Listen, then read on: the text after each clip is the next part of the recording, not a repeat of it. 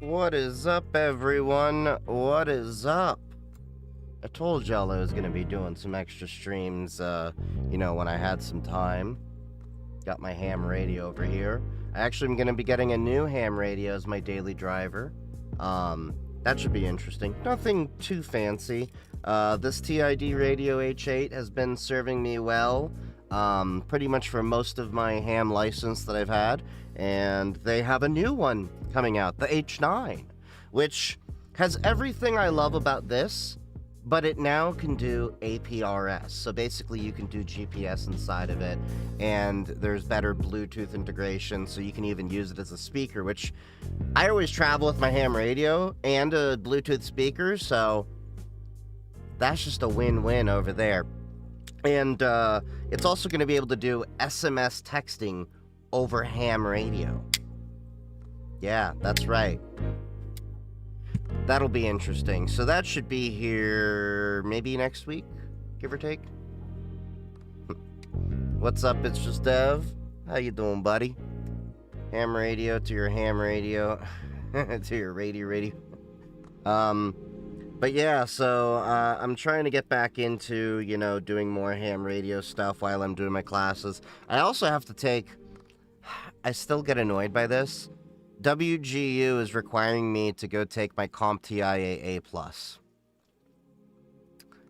I have not had that certificate in my entire career. Like, I am the prime example of telling people, no, you don't need certs and degrees to, actually get into IT. But here I am, getting my bachelor's to get into more senior roles without the friction. And they're making me take the CompTIA A+. And when I took the A+ exam, the practice tests, I want to smack whoever wrote those, because there were a few questions that were wrong. And I don't mean that as in like, oh, I got them wrong. No, I was technically right, but CompTIA has the wrong answer. And this is why I get annoyed with certs when everybody's like, should I get this cert or should I get that cert? When you when you go for a cert, the problem is you learn the way the cert is trying to tell you how to learn things. And that may not necessarily be the right way for multiple reasons. One, it could just be flat out wrong. It could be outdated information or whatnot. And so I was passing 95% on all these practice exams I was doing, and now I'm waiting for WGU to give me my voucher so I can just take the damn test already. But yeah. What's up, Hans? Yes, you are the second. But, yeah, so there'll be a new ham radio coming in. I also ordered a few changes to the little work area here. Nothing much, but I think what'll end up doing is, one little thing that I've seen people do with their computers is they put, little figurines in there. I have enough space in my computer to honestly justify that. So I'm probably going to be putting some of those in the computer case. Sorry you can't see it on TikTok, because, on all the other platforms we get wider a view. It's currently on 10 stream. Oh, a whole 10-piece McNuggets. But yeah, so, I'm just blasting my way through the bachelor's degree, hoping to knock that out within a year. I ideally want to do it in 6 months, but I don't know if that'll be possible with all the stop, hurry up, and wait kind of shit. But it is what it is. What was the other thing I was going to be talking about? Crap, there was something else. My brain. Of all the things I've lost, I miss my mind the most. But yeah. Oh yeah, and I've been snowed in for like 3 days, basically. They still haven't plowed the street where I'm at with Snowmageddon, so that's been fun. Hopefully they clear it up a little bit more tomorrow, but it's been hard because we're hitting, what is it, like it was as low as like -21 to -8 in civilized units, also known as Celsius. So it effectively, it makes rock salt and all that a lot less effective. And I was looking into it, and a lot of, cities, there is like magnesium chloride and stuff, but the problem is they don't generally want to do that because it's corrosive apparently to the road and to the cars, and it's a very last resort, and it's expensive. So we'll see how that ends up happening. I also do have a job interview happening tomorrow. The job that I'm really hoping to get. And then I have another interview Friday for another job, which I'm feeling so-so on. More so because that one's hybrid, and the one I'm talking to tomorrow is fully remote. And I would rather have fully remote. I'm just tired of where I work. Things are getting toxic. Leadership's out of touch. And they're going fully return to office. And there's no reason to go full return to office. Like, what? You're going to be more productive? We've literally been working from home, the majority of the company, for the past 3 days because, well, we couldn't get to the office because the roads were too dangerous. So, yeah. What's up, Sapphire? How's it going, buddy? What's up, Dead Kid? Dead Kid Cookie Fresh. That's an interesting name. But yeah, so I still got to get around to editing my videos and everything. I've been a little bit stir crazy. So I finally got to working out inside of the house. I have the gym, so I at least was on the treadmill for about an hour. And then I also did go outside and at least wipe the snow off of my car, so in preparation of when I can leave, and inflated the tire, well, checked the tire pressure, made sure that the engine turned over, all that, warmed it up, took a, yeah, so, yeah. Which amongst of the NVR is good in cybersecurity? NVRs in general, as long as you have it's more about having them locked, isolated to their own VLAN that can't just be accessed by anyone else, and ideally, you either have them locked out so you can't access them from the internet at all, or at the very least, you have to access them through a VPN, or better yet, zero trust network access, like Zscaler or TwinGate or things like that. But yeah. Got the closure email today. Amazon shutting down every single fresh stores they failed. Yeah, I've never really been that much into the fresh stores. It never made sense. It really never did to me. I never really had interest. You had to pay, to get this delivery and everything like that. And, yeah, I mean, at that point, you may as well just go to Whole Foods, which is owned by Amazon. And at that point, I try to avoid Whole Foods. There are a few things that I have to get at Whole Foods because Trader Joe's doesn't carry or whatnot. But Trader Joe's is way more cost effective. And yeah. But yeah. How technically proficient do you think Snowden is? At the time, he was very proficient, actually. I mean, he was, he's been a proponent of Cubes OS, which is one of the operating systems I use. He was using Tails on the Run, to, share the files with what's-his-face over at The Guardian. Got them into using, was it not Dropbox? There was a software that they were using to have people drop in information and leaks and whistleblowers and all that over Tor so it could be a little bit more anonymous. He was a professional in IT and I think cybersecurity even at the time as well when he left, and he had access to a lot of things. But for better or worse, Edward Snowden has really been out of a lot of people's minds for many years, though we shouldn't forget what he did, because a lot of the information that he did reveal, America had the right to know because we were doing things that were illegal. So yeah. Alright, I just installed Pop! OS with the FX6300 and playing War Thunder. FX6300, isn't that a little bit older CPU? I mean, it's not a bad CPU, it's just a little bit older. And you're playing War Thunder on it? Nice. That's the one thing I really like about Linux, is that you can at least breathe life into old machines that are no longer supported.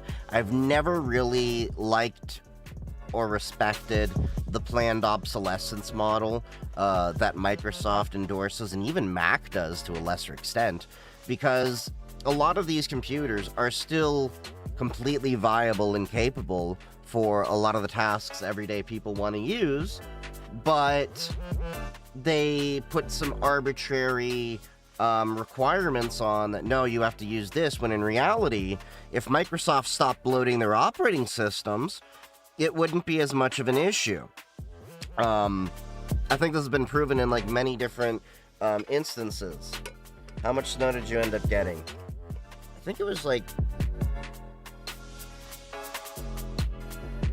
about like, what, 60 centimeters or so, which I think is, what, it was like close to a foot, something like that.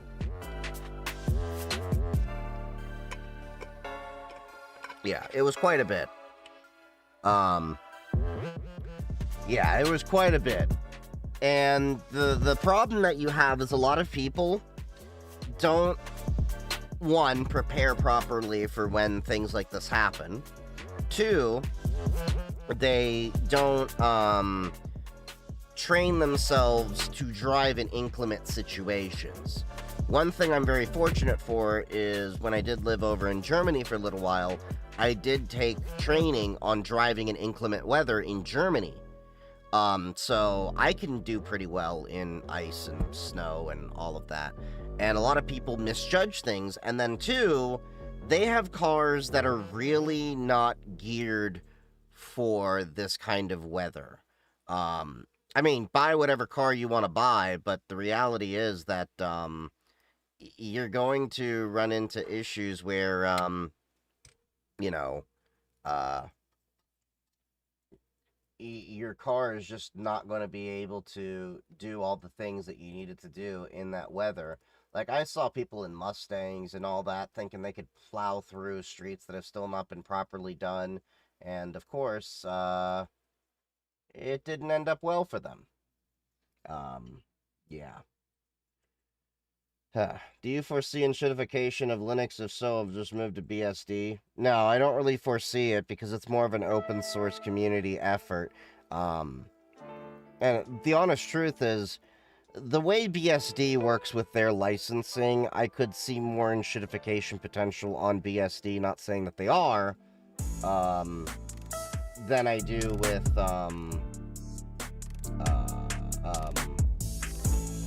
Linux. Because Linux just, you know, like, people can fork it and do whatever they want.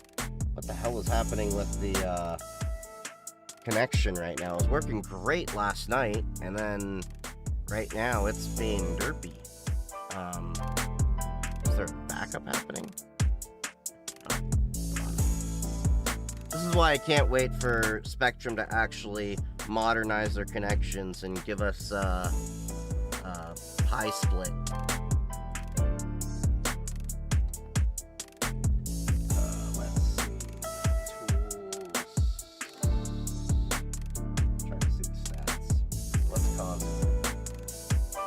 Nope, it's not rendering lag, it's network. What the hell? Why is Twitch being dirty like this?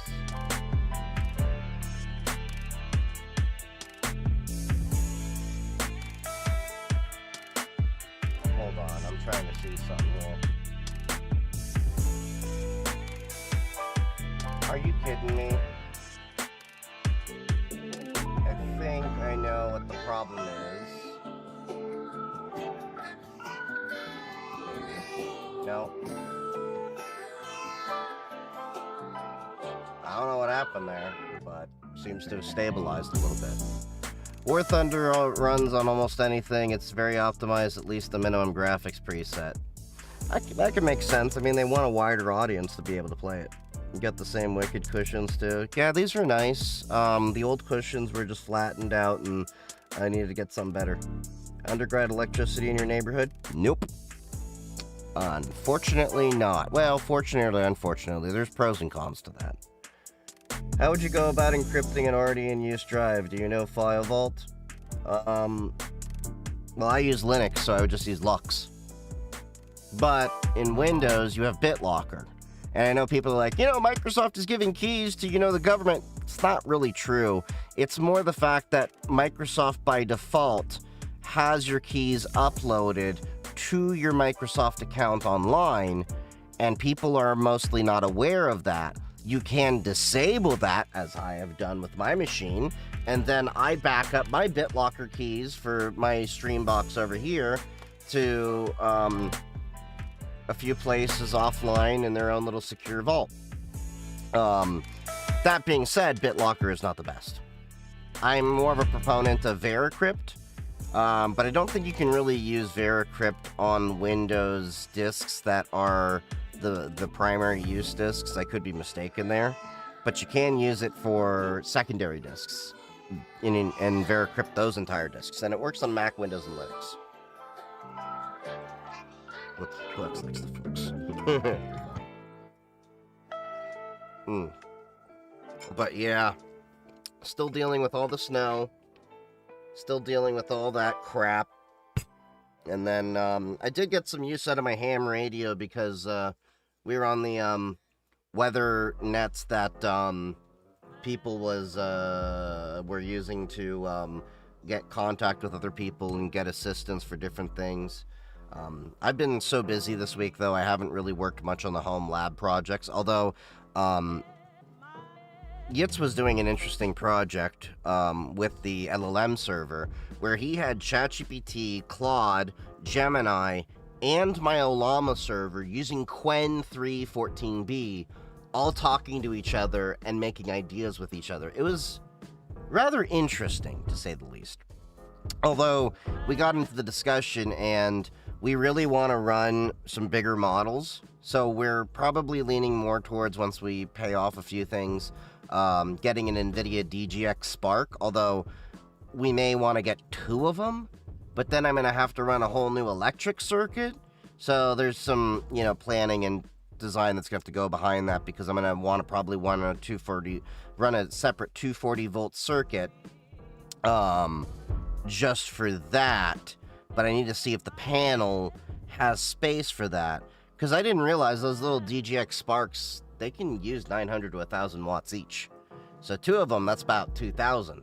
And ideally, you want to have that on a 240-volt system, because it will be a lot more efficient there, and you'll have a lot more overhead. I was joking, yeah, we can tap it into the laundry circuit and just be like, time to turn off the LLM, gotta do my laundry.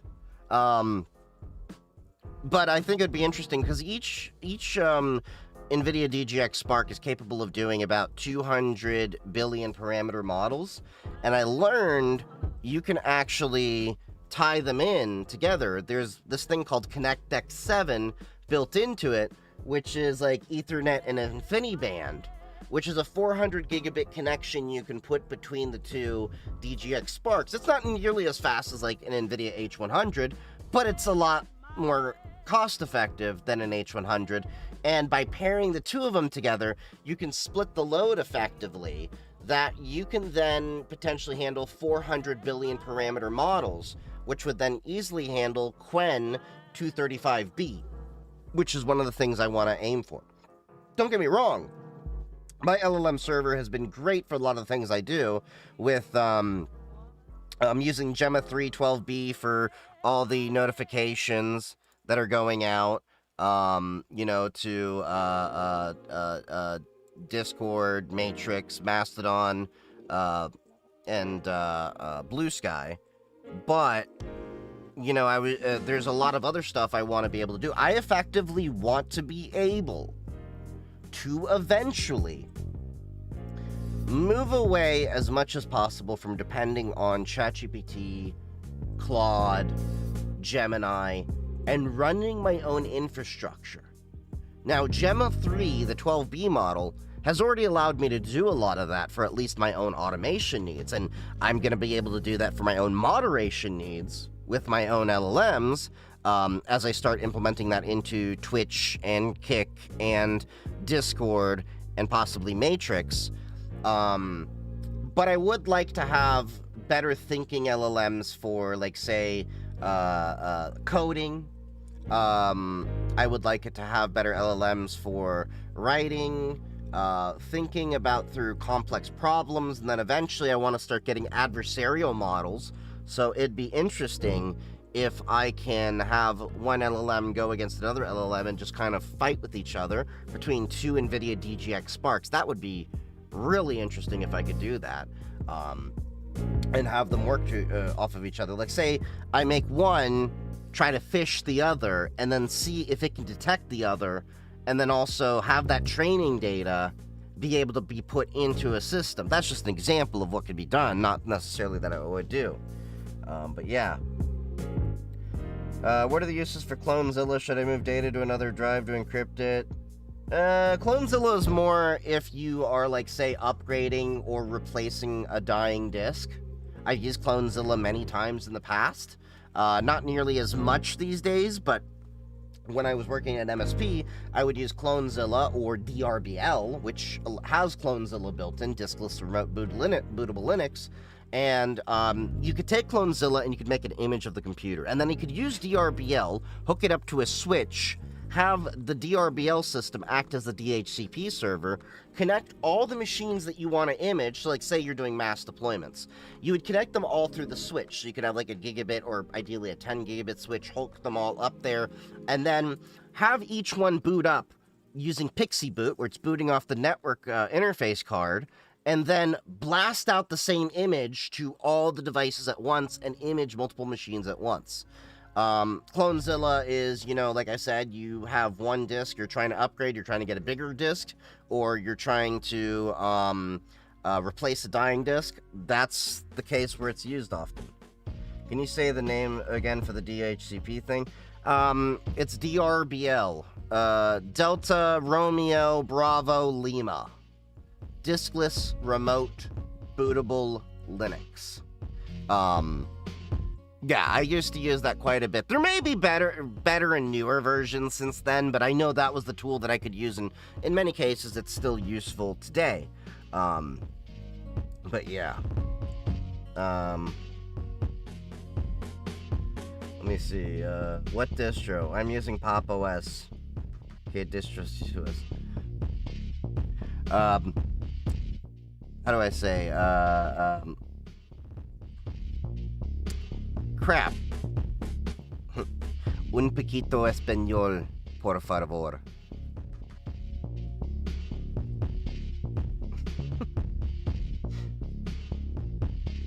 I was told about exploding trees, but no trees here exploded. So that, I heard, have been happening because people would have ice loaded on the trees, and then the weight would get so heavy, and then it would just crack.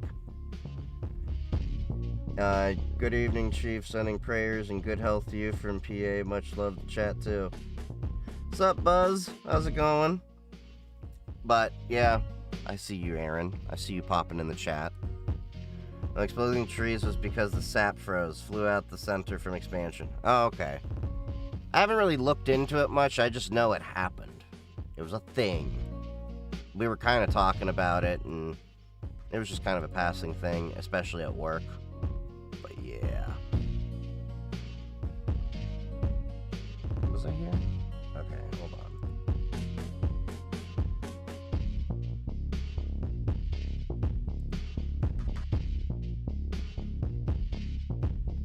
Okay, so we did the crossplay video, I think. We did the new lawsuit thing. We did that. Okay. So, can Faraday bags protect your phone from surveillance? That's the video that we're about to watch. Oh yeah, I need to, make sure that I actually can get the audio working. So I gotta do the whole reset pipe wire thing. Frostquakes, I guess. How you doing? Just installed Arch and Hyperland. I'm enjoying Linux so much. Why you gotta install Arch? Now you're never gonna touch grass. That's a joke. The AI overlord said it wasn't real, but then the news channel was like, here's a video of it. Yep, that'll happen. It's going hands a bit messed up from working on snowblower carbs that were rusted and neglected. Yeah, we were just talking about this earlier on, is one of the problems that you have with a lot of the winter situation is a lot of people didn't prepare accordingly. And then you have people that are getting stuck in the snow on the roads because they, one, don't know how to drive in inclement weather, and two, overestimate their driving skills, and three, have vehicles that are ill-equipped for this weather. I've always told people, like, look, if you're living in the Rust Belt, you should really have, if you want to have your nice little, sports car, muscle car, whatever, that's cool. But you're going to need a second car. You're going to need an actual usable car. And that's why I tell people, get something like maybe a Subaru, a Mitsubishi, something with the all-wheel drive at least on that, or an SUV, or, if you want a proper truck that has, four-wheel drive, or an SUV that has four-wheel drive. And a lot of people don't know the difference between four-wheel drive and all-wheel drive, which kind of surprised me. The main difference is you have a transfer case and potentially locking differentials. Yeah, that's the main thing. Les Baru. Look. Maybe I'm a lesbian trapped in a man's body, okay? Not really, I'm bi, but the joke still stands. I'm sure the lesbians in chat are okay with it.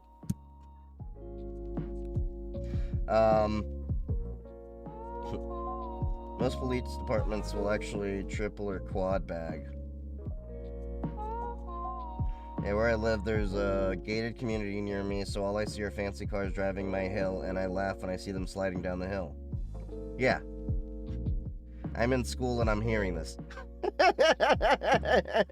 I never promised that my streams would be, safe for work or safe for school or all that, so... That's on you, buddy!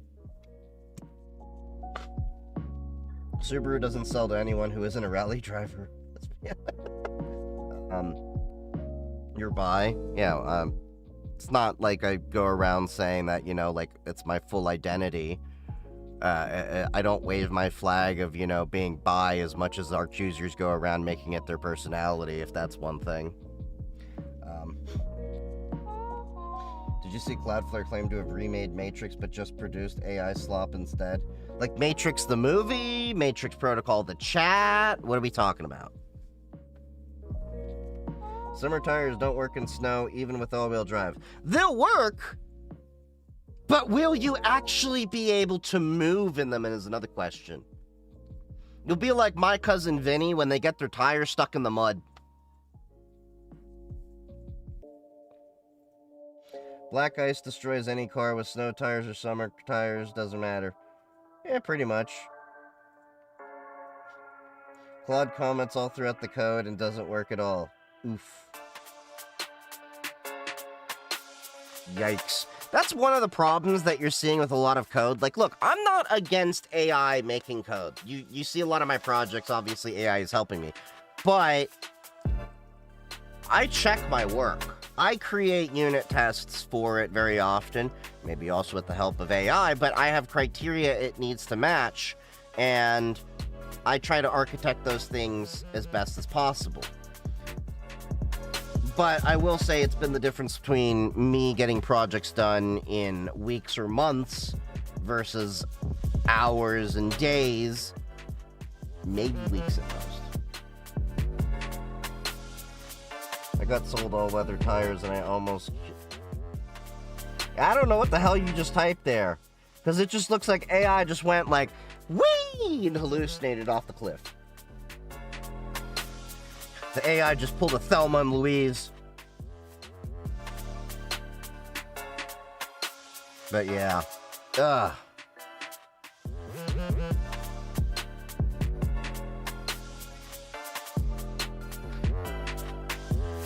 I love how, like, Frosty Tools just keeps, you know, teasing it's just dev. Looking for a girlfriend, go into Facebook Marketplace and look up wedding dresses, and then you can filter by size. TikTok advice. Oh, that's been advice that's existed before TikTok. Is it unethical? Maybe. But that is Barney Stinson level advice from the bro code. What's up, Kara? How's it going, buddy? You know, Dev, when I get that mod bot working, when I start actually working on it, I'm gonna have it weighted to, like, harass you more. Like, if just Dev in chat, then weight discussions and harassment to him up by 25%. Are you in cybersecurity or IT? A little bit of column A, a little bit of column B. Mostly cybersecurity, though. I'm a cybersecurity engineer these days. Alright, so let's test to make sure the audio is working before we get on to the content and stuff that my mods and I have been looking through that we want to have me see. Always gotta do this test.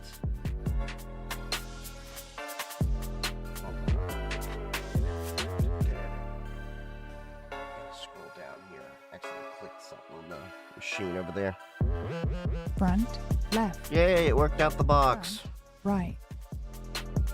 Okay. So, yeah, we've switched over to the Flort browser from Firefox. Now, the first video we have is from Save It for Parts, creator that I actually follow, but Vampire's the one that actually put this in. Can Faraday bags protect your phone from surveillance? I say that's a big maybe. It also depends on the Faraday bag and if there's no leakage, and there's other things that can go on. You know, like, there are legitimately good ways to do a Faraday bag. You can even make it yourself. I've seen people do it with, like, aluminum foil or copper sheeting and stuff like that. But there's also a bunch of BS out there that's sold to people wearing tinfoil hats. So, going from my CCNA to go from IT to network engineering. Wish me luck. Good luck. But just so you know, you don't have to, you know, get the... I mean, those certs help you in some cases, but I did networking and I didn't have any certs. My only cert is CISSP. Although I will be getting my A+ apparently soon, because I got to take that test as part of my WGU curriculum. Cracks me up they wouldn't let me just test out of that. Are you in cybersecurity or IT? Me, yes. Basically, Jessica, that's the thing is, a lot of people, before we get onto this video, a lot of people think cybersecurity is different than IT.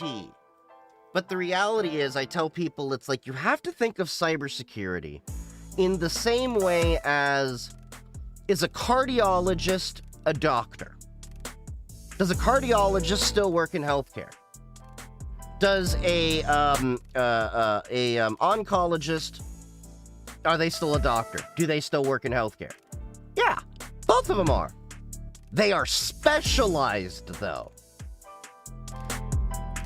Cybersecurity is part of IT, but it's also this weird microcosm that I tell people all the time.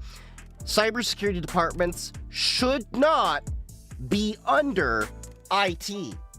I always see disasters when you have the CISO report to the CIO, or the CIO is the same thing as the CISO, because they don't see eye to eye, and the CIO will always overrule, and then when shit hits the fan, they look to the CISO and like, why did that happen? And you're like, motherfucker, because you didn't do the shit that I told you to do.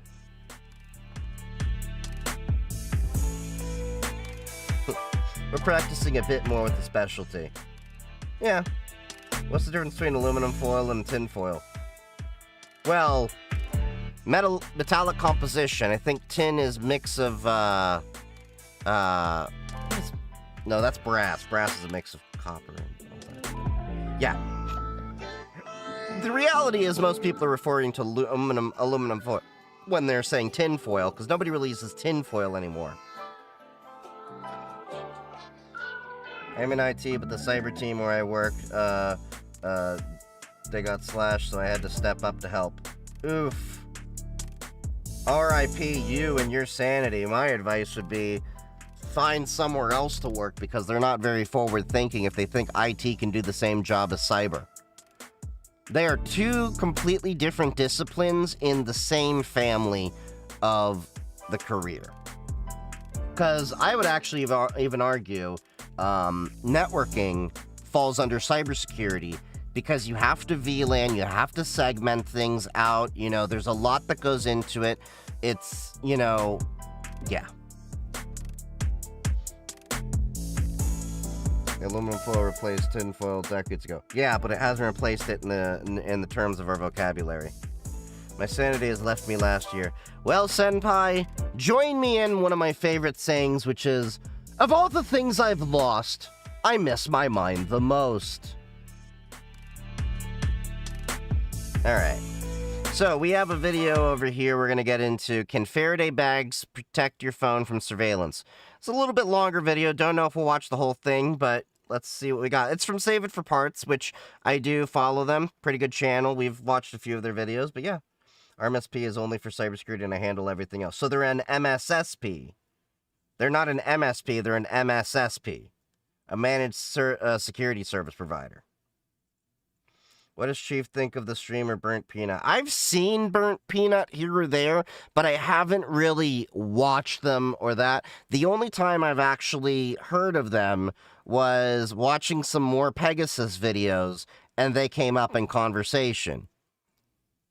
I like to at least have my ear to the ground on all the content creator and streamer drama that's happening, because unfortunately I am in this field, so it's best to at least know in the purview of what things are happening, but... yeah.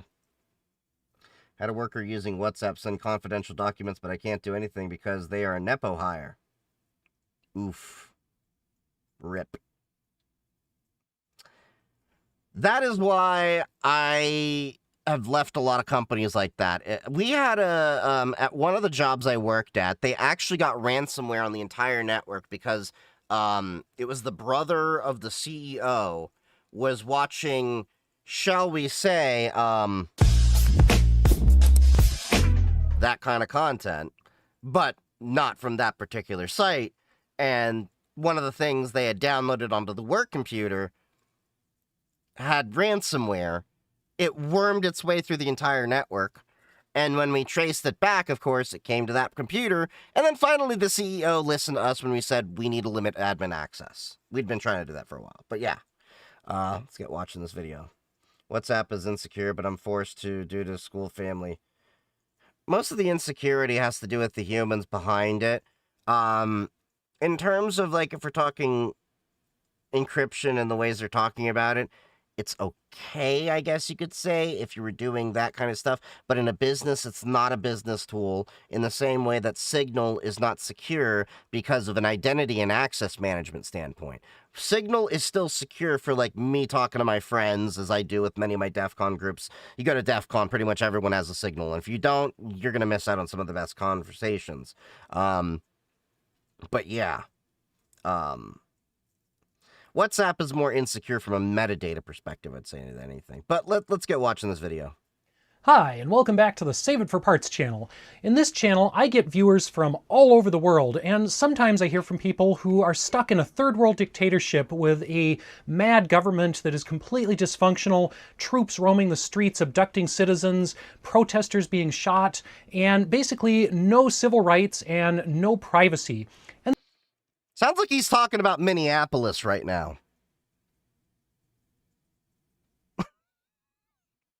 Tell me I'm wrong, chat. That sounds like what's going on in the U.S. right now. Like, just think about what he said right there. Like, completely dysfunctional, troops roaming the streets, abducting citizens, protesters being shot, and basically no civil rights and no privacy. And then I hear from other viewers. Yeah. Apparently, if you have a security clearance, you have to disclose when you're traveling and where. Yeah, it kind of depends on the clearance level. My dad had, what was it, like top secret or whatever the hell it was. It wasn't the highest, but it was up there. There's like different classes and different attachments to, your classifications you can get. He got that from when he was in the Air Force, then he worked in, government contractors for a little bit, but yeah. Don't live in the United States, but maybe they're interested in privacy too, and that's why today we're taking a look at something called a Faraday bag. Now, you may have heard of a Faraday cage, which is a room or container completely shielded from electromagnetic radiation, and you can basically put something in a Faraday cage and have it completely isolated from radio networks, so no radio waves can get in or out. You may have heard this in a sci-fi setting where a Faraday cage protects you and your devices from an electromagnetic pulse. On the other hand, a Faraday cage, or supposedly a Faraday case, can keep electromagnetic radiation from getting out of your device, from leaking out of your cell phone, your computer, your watch, whatever else. And that could be a big concern for people who don't want themselves to be tracked, don't want their phones acting as spy devices, don't want some government agency or big faceless evil corporation from spying on them. I think my dad said you had to do stuff like this before you went into a skiff. It's a compartmentalized room that, it's very, secure. Also, family and friends were being interviewed to see who can influence you in giving up sensitive information. Yeah, they interviewed my mom when they got engaged. See if she was a Russian spy or not. You have to remember, this was like tail end of the Cold War.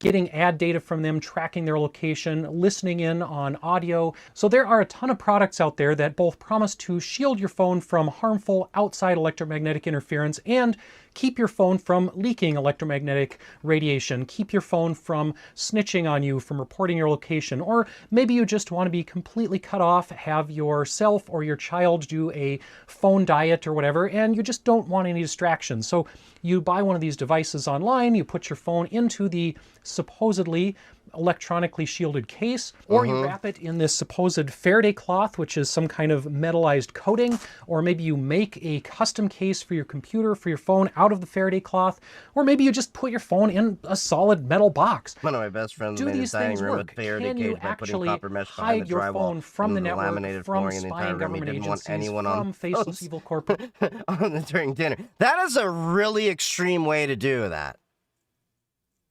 But I can respect it. Can you protect your device from an electromagnetic pulse? Well, I can't really test the second situation, but we can take a look at some of these products and see if they actually keep radio waves from getting in and out to a device inside them. I bought a range of these so-called electronic shielding products, some of them from Amazon, some from other sources online, and in the case of this ammo crate, I just got this at a garage sale. A lot of these products, if you see a weird name on Amazon, I'm pretty sure a lot of Chinese sellers just randomize these names every month or so, and you'll probably see something like this.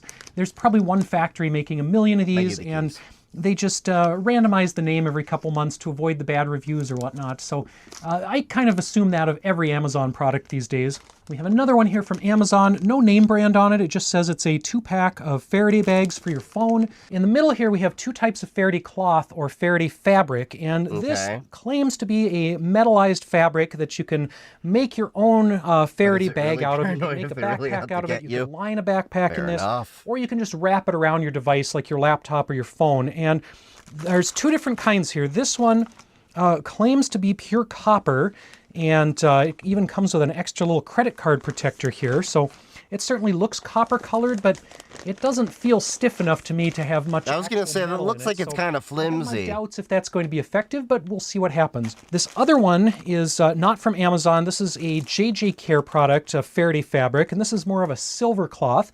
And likewise, it feels, it's pretty flexible here. This does not have a lot of rigid metal inside It looks of it. cheap and we'll not be in a good testing way. these to Yeah. see how they perform. And then over here, this is kind of a It looks higher cheap end in the one, way or of at like a least it has better $5 reviews. hooker. Some of these other ones are a little bit cheaper, minus the JJ Care I think was a little bit more expensive, but this is That was a little joke more, reference without to getting Blazing into the hundreds Saddles. of dollar range. This is a little bit higher end, this Mission Darkness phone shield Faraday bag, and these two are the things you find when you look up reviews on Faraday bags by people who have. Why is aluminum so good at blocking RFI waves? I don't know the exact science behind it, but I just know that it just doesn't. It absorbs a lot of the absorbs or reflects a lot of the radiation that is going around. Yes, it is radiation, but not in the terms of like, you know, nuclear radiation. It's, you know, electromagnetic radiation. But yeah, like I have like these little guys from Privacy Pros. I'm not affiliated with them. I got them a few years ago. These actually do work pretty well. I've tested them out. I don't know if they still make stuff, but these have been pretty good to put my YubiKeys in there. Non-ionizing. Thank you. Ivana Stupp. Tens my Lippen on Schnitzengruben. At least somebody gets the Blazing Saddle references. One of my favorite things to point out, by the way, there are so many hidden Yiddish jokes in Mel Brooks movies, like Blazing Saddles. So when Mel Brooks is playing the Native American, you know, chief, he's actually saying, he's speaking in Yiddish. I don't remember exactly what he's saying, but I remember if you look at the headdress that he has, it's saying kosher lepesach in Hebrew, which is kosher for Passover. He just has random shit in there all over the place. I love it. You adore Mel Brooks. I actually have broken up with a girl because this is my litmus test whenever I date anyone. We watch Blazing Saddles. On one of those dates, we watch Blazing Saddles. If you can laugh with it, you have passed. If you start, you know, going like, man, that's racist, and being like, you know, like hating on the movie and stuff like that, yeah, you're going to be seeing the door real soon. Because, like, if you can't tell that, like, Mel Brooks is making fun of racism and, you know, just the humor that goes into that, I'm like, that's a lot of my humor. I love how confused and... Wait, remember what Robin Williams said about in Mrs. Doubtfire? He was trying to put on different, trying on different faces. Never try buy Gribness from a molehill. It's so chewy. God damn it! I haven't seen Mrs. Doubtfire in years. I should watch that again. Used them, where the rest of this stuff is kind of just what you find boys, if you Google look what I Faraday got bags without here. doing much research. And then our ammo can here that you can find at any military surplus store and many garage sales and estate sales. Now for actual testing, I have a couple devices. I have my phone, so I'm going to put the phone in each of the products and see, can I make a call with it? Can I stream music to it? Can I get Wi-Fi? Can I get Bluetooth?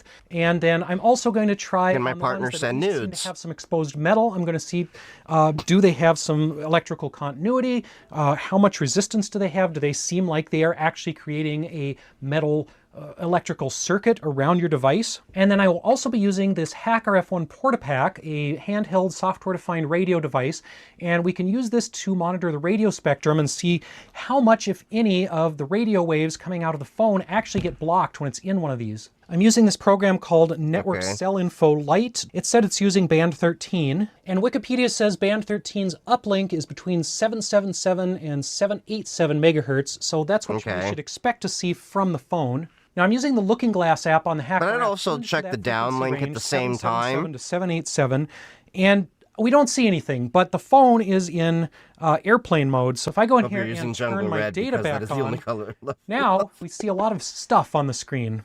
That stuff is the radio spectrum coming out of my cell phone. So if I turn data back off, if I turn airplane mode back on, then all of that stuff kind of drops away. Do we know for sure it's his phone, or okay, he's actually going to that? It's not completely gone because there are other phones in the neighborhood using That's what I was going to say. Probably other devices in my house using that frequency band. But with the radio turned off on the phone, we see much, much less. He gets I'll turn it back on here just so you can see that huge difference. So if I go somewhere like the internet and I go ahead and browse. Matchmaker, matchmaker, make me a match. Find me a find, catch me a catch. Yes, of course, my people know that reference. a website, yeah, the data increases because my phone is requesting more data. Let's test the ammo crate first. And this one has been painted, but if I find some dents here with exposed metal, we do have electrical continuity, so this thing is fully metal all the way around as you'd expect. I can't really tell. Does he have that on the ohm setting? I'm curious to make sure he did that. Oh, I can't really get better quality, but yeah. Have the phone stream something, so it is constantly asking for internet data, and let's put it in the box to see if we lose the signal on the hack RF. Now I just want to watch Mrs. Doubtfire. Well, that's I love what we're talking about Faraday bags and chats over here, like giving Mel Brooks references and Robin Williams references, and you know, we also had Fiddler on the Roof references. Hey, it's me, Vsauce. dropped off dramatically over here. So again, here is what and the for spectrum some strange looks like reason, with the Tu phone Wong just Fu. out Thanks of the for box. everything. Here it is in the box, and in the box with the lid shut. Yeah, Spectrum has gone very quiet. I'm actually just going to do a find my phone online here and see if it'll play. I have found ringtone my for me. people. Yes, you have, And we Jessica. have nothing. The online account says it is unable to connect to my phone. Let's try that again, just opening the box and leaving the phone down inside of it. All right. By the way, those ammo cans are really let's try great. Streaming a video on the phone and then putting it in the I have box. a few of those ammo And cans. Not you that shouldn't be able to specific hear it one, if but it cuts out while actually, it's it might be. It looks like Some you just streaming painted it. services will buffer, like if you're listening to Pandora or something, it will download the file. Remember and it will wanting to keep use playing my it if there's some grandpa's old 223 can to build a PC back in school. You can just go to an army surplus store. You can pick them up for a few bucks. They're really easy to find. Like, yeah. Tell me Wesley Snipes didn't look good in that.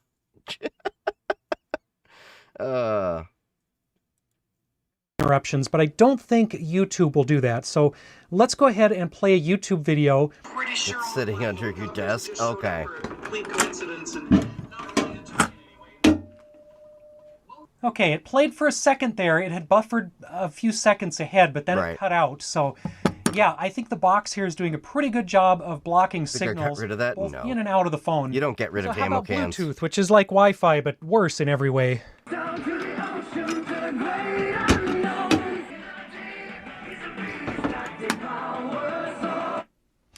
I took the box 2 rooms away, and it did start to get choppy on the speaker, but Bluetooth gets choppy 2 rooms away from me anyway, so yeah, that's telling me that the box is really not helping with certain radio frequencies. Pretty much every consumer product. Well, 2.4 gigahertz has actually got some great penetration power, but I'm curious to see why it can block cell phone signals sub 1 gigahertz, but it wasn't so great with 2.4 gigahertz, which is, if I recall, that's the frequency that Bluetooth is operating at. But yeah.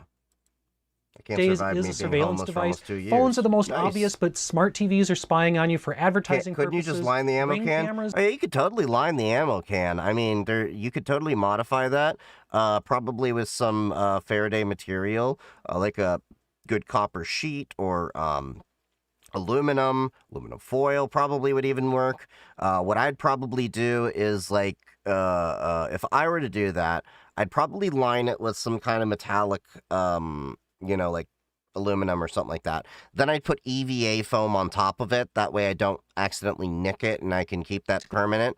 And then I would probably glue some more at the top, and then more foam. But yeah. Mylar. That's a good material too. Well, I don't know if Mylar reflects radio waves and will prevent penetration. I could be wrong. I just haven't really used it for that purpose. I've used Mylar for different things. Directly to the police and government agencies now. Cheap Wi-Fi routers and security cameras may or may not be sending all your data to China. I probably have at least 8 devices just in this room that are potentially eavesdropping on me. But your phone is kind of the easiest to spy on. It's the most obvious, and it's the thing that you usually have on you all the time. Can't so tell if the you're diff out and about, gaming-wise, if you're going to a it's protest, if in you regular are catch going US. to Yeah. a store that maybe is legal Most in people one can't. state but not another, if you Add are Stingray to doing cart. something that is questionable to one religion and not another. There are a million Jessica, reasons have why you might still want to have made your a cell phone Ray on you, Hunter but, yet? not have your If cell not, you phone should. It's connected like to the only network, 30 and that's bucks. where these I got a cases video on as they that come in. So on my let's YouTube. just jump right in and see how these guys compare to the ammo can. And I'm going to start with this purple. Mylar is for IR stuff. Copper mesh works for about everything else. Layer the two with a little bit of spray adhesive. Oh, good to know. Yeah, I know copper mesh works well. I remember when I was at CES in 2016, I actually had a vendor. I can't remember which vendor it was. They had me go into a Faraday cage to test out their product. Like, you walked in and your cell phone just completely cut out. The Wi-Fi did not work in there, any of that. And they used a copper mesh sheet. Or was it brass mesh? Either way, there was copper. But yeah. So I can finally put those 30-minute clickbait kernel tier list vids claiming installing a kernel gives me 100%, 100 plus more FPS. Yeah, like, it doesn't really work as well like that. And a lot of the performance tweaks that we used to do in the Linux kernel don't really apply anymore. There are things where you can debloat the kernel, like you can do little optimizations, like normally a Linux kernel is compiled for generic usage, but you can also do AMD or Intel optimized versions. You know, that's a little switch in there. One day we'll maybe go through the process of building a Linux kernel just for the hell of it. Not that I'm going to plan to keep it forever, because the problem is when you're compiling your own kernel, it's a lot of work to maintain that.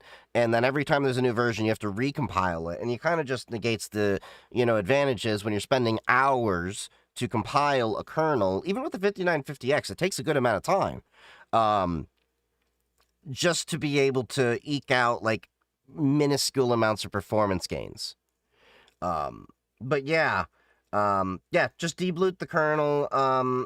Yeah, just debloat the kernel is probably more important than if you were to optimize it. Because there's like a lot of things in there. Like, not everybody needs ham radio kernel stuff in there. You can remove that. There's a lot of ham radio, amateur radio stuff in there that's actually built into the kernel out the box. You can, you know, the system timers don't really matter as much anymore. Because if I recall, it's been dynamic. We used to, you know, up the system timer to like 1,000 hertz and for a desktop, so it would, you know, be more responsive, and, you know, you could do other things to make it near real time.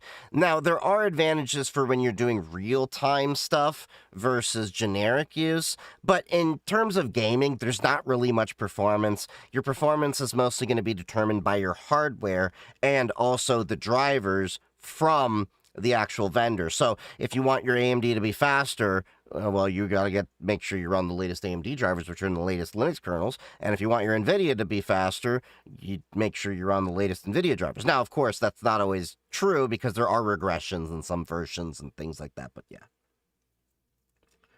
Also, I'm one of those rare breeds to disable Bluetooth. I don't disable Bluetooth. Because once in a while I do use Bluetooth. Like, I do have a Steam controller I use Bluetooth with once in a while, even though I like the Xbox 360 one. We'll see how the Valve controller is, and yeah. There's a few things I still use Bluetooth for, but yeah. First, this is the Lixhe. I don't know how to pronounce that, and I'm sure it'll be called something different next week anyway, but it's the purple one on Amazon. And Lixa, if it's Chinese, I think it would be Lisha. Like, I actually learned this in school many years ago. Like, many of our parents were taught, you know, about, you know, Taiwan being founded with, you know, Chiang Kai-shek, as they would call him. But his apparently the name it was really pronounced was Zhang Jixi. So, and it's with all those X's and, you know, all that. It's kind of interesting in how they, you know, translate names into English with those letters and all that. I personally think that people that were speaking English just felt sorry for X's and other letters that were not being used enough. I digress. Note that I'm absolutely not being scientific about this. I'm not measuring signal strength rigorously. I'm not giving you a chart of the comparative pros and cons of each one of these. I'm basically just seeing, do they work or not? And which I think is a better approach, to be honest. One of these, you maybe don't care, does it actually block 98%? Does it block 99.5%? You just need to know if it's usable exactly. From phoning home? Does it keep data from coming in and out? The phone is currently sending out a bunch of data, as we can see here. And I'm going to close up the pouch, and already I have a failure because the pouch doesn't fully close with my phone. Ew. Okay, there we go. I had to really force it in there. My phone is a little bit larger, and it does have that rubber case on it. And it looks like we did lose a lot of signal here. Let's try find my phone again. I've actually moved away from cron jobs to systemd timers on all of my stuff. I actually do like systemd working a lot better. It took me a while to get used to it, but after a while I was like, systemd actually makes more sense, especially from a logging perspective, because it's a lot easier to track down things rather than going 50 million places with like init scripts and stuff like that. You got some unk vibes going on tonight, huh? I have no idea what that means. I think that's just because I'm old. I'm only in my 30s. Is this what a midlife crisis feels like, chat? I'm going to go buy a sports car tomorrow. And then go get myself a hot, 20-something-year-old girlfriend, I guess. Because, midlife crisis. And I'm trying to give this a little time each time. I'm not just pulling the phone in and out of the bag and putting it in there, not buying the car. Find my phone, waiting until it has given up on finding the phone. And then we'll take this out again and do find my phone again. Oh, and there it goes. It does seem to prevent the phone from getting calls, getting data. That's a plus for this one. So how about Wi-Fi? I've got 4G data turned off, Wi-Fi turned on. Let's try streaming again. All right, so it did play a couple ads and then it cut off. So I think it just had buffered one or two of them and then it lost the buffering. So okay, pretty sure that is working both with Wi-Fi and 4G. He's got a JBL.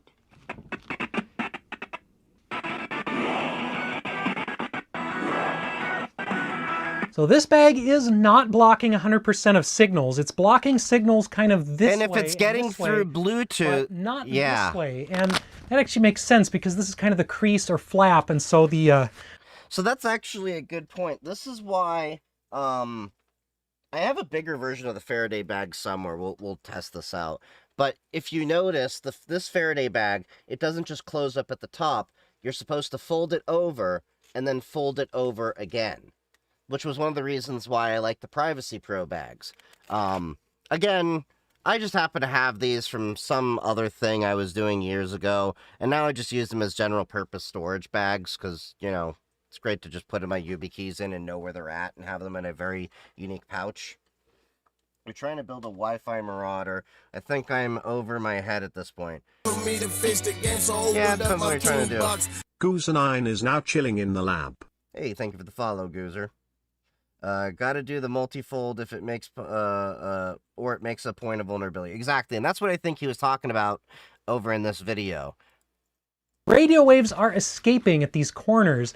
And yeah, for Bluetooth, for a system that only works about a few feet at a time anyway, this is a relatively low power signal. Bluetooth doesn't go very far, so it's still getting out to the speaker from this relatively close range. And you got to be like water. Please tell me y'all got the Bruce Lee reference from that. I expect that means that the higher power 4G, 5G, and Wi-Fi will leak a little bit farther. So if somebody is really trying to listen to your phone, if somebody has a really high-end antenna, badass at the same time, like a government snoop agency, they're still going to be able to detect your phone. I'm an old fart at this point. I'm not up with this hipster language. I know my parents felt. I'm learning something here right along with you guys because I didn't expect some of these results. I thought that box was going to be foolproof. But these guys I thought it would be too. I guess you need to add layers. Their seller page claims. So yeah, it is a little bit harder maybe than you think to fully block radio waves. Oh yeah. Let's go ahead and test the next Faraday bag here. This one has no brand name, no real info on it. There's a QR code on the back here about some transparency app. But yeah, this is just a 2-pack. Yeah, I'm just going to download a random app off a QR code that I bought off of Amazon. It has a little bit better design because you you not only fold over once, What do we you talk actually about? fold over several times. Yeah, we talked about the seal fold. it, so theoretically you have less holes for the radio waves to escape. Now I should note both of these That's what are she said. actually lined with this sort of silvery cloth, which I think What is your favorite is Journey the, track? actual Not Faraday album, cloth. just the outer track. shell here, this is just regular rubber or plastic or something. This is Don't stop believing. not what's blocking the signal. The silver stuff on the inside is what's supposed to Okay, block so the that's signal. very So the similar silver to cloth is my conductive. I'm getting about 0 to 0.3 ohm and 0.1 ohm on the purple one. All right, let's try the Okay. Acrof Portapack. We'll go ahead and turn on 4G data.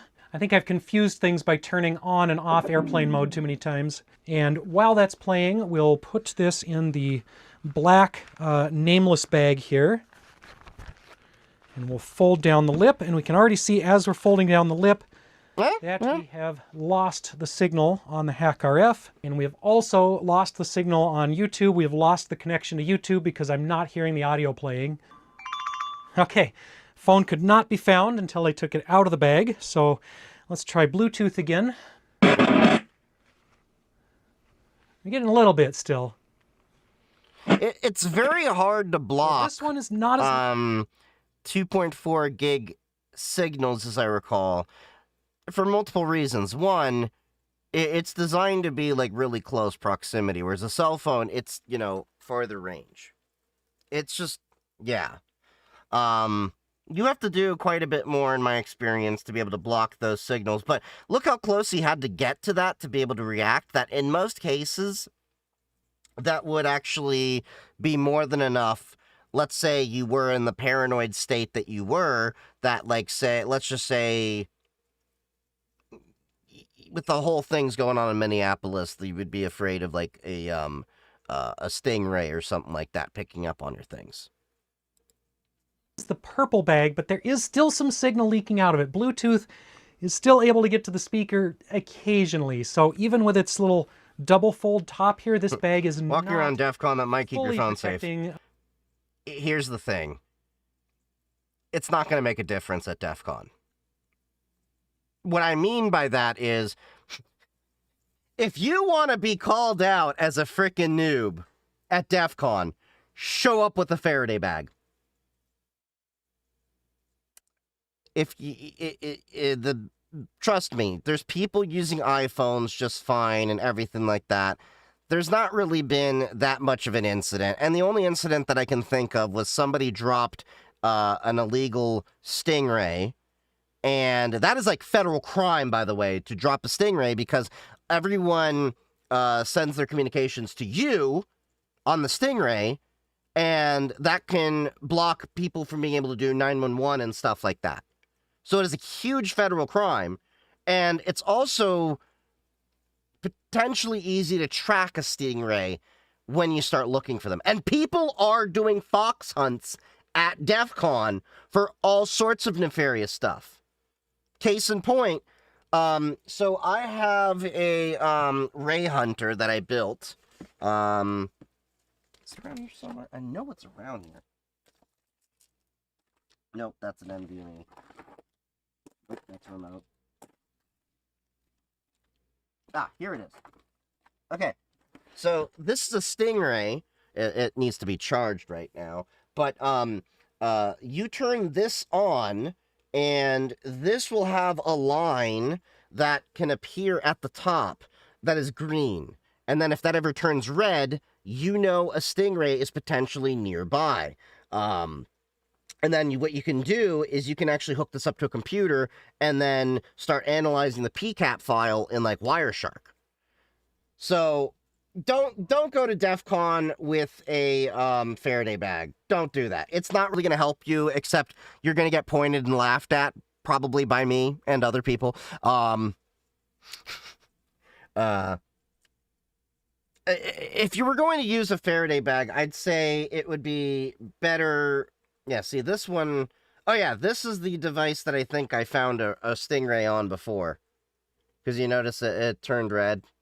Hold on. I'll show you. Where's my remote? Where's the remote? Okay, I had another remote over here. Let me zoom in.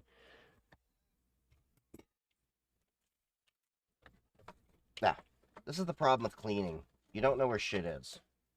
Don't clean shit. Okay, but I hope it'll focus. But you see how the line is red? That is a ray hunter that potentially picked up some naughty business. And you don't need cell service for this to work. Although I do have another ray hunter around somewhere that actually does have a SIM card in there. You can use it as a regular hotspot. You have CRS2, can't remember stuff? Yes. Last time I went to DEF CON, I had a burner that literally snapped in half after I left. Everything I actually valued stayed 3 blocks from the convention. You don't need to do that. There's people with iPhones. Like, if you want, you can rock a separate phone. I have a separate phone running graphene, which I brought with me to my first DEF CON, and ever since I've just kept it live because I've given that number out to a few people. So generally speaking, if you happen to be given a cell phone number by me, that's to my DEF CON phone, not my personal phone, unless I tell you specifically. Yeah, so I this is in the category of, maybe at most, don't connect to Wi-Fi networks, like, in general, if you can't trust them. That's just kind of common knowledge.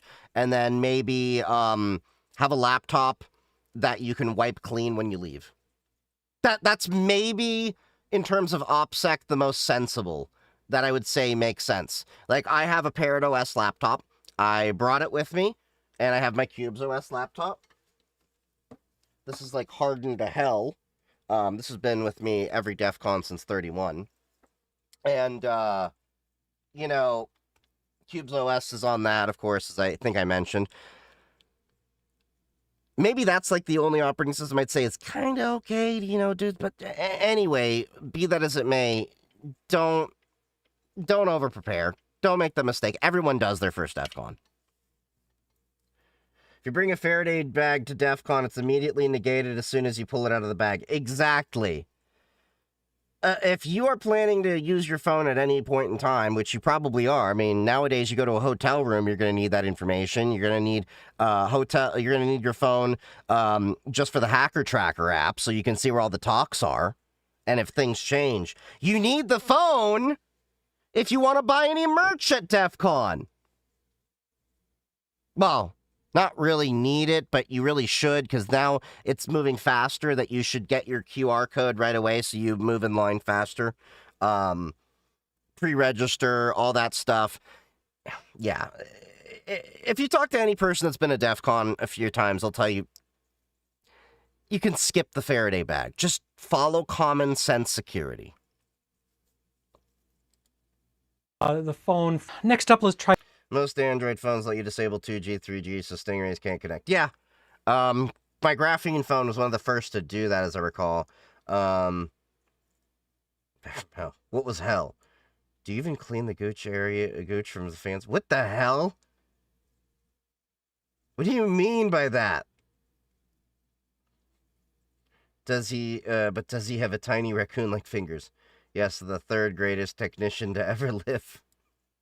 Paste folk bag. These come in 2 different colors. We'll just randomly choose the lighter color here. Much like the black one that we just tested, this one has a double fold top, and it uses magnets to secure the roll down section instead of Velcro. And I think I prefer the Velcro over magnets. As soon as I put the phone in the bag. Because magnets, how do they really work? Please tell me you all get that reference. No, but seriously, I would prefer Velcro. I feel like it's more secure than magnets in things like this, if I were to use it. If you wouldn't shout it in a crowded shopping mall 3 days before Christmas, don't put it on the internet. Me to my carpenter father. That is a fair quote. I shout he got a fucking gun at a very crowded mall, so I'll say what I want to say on the internet.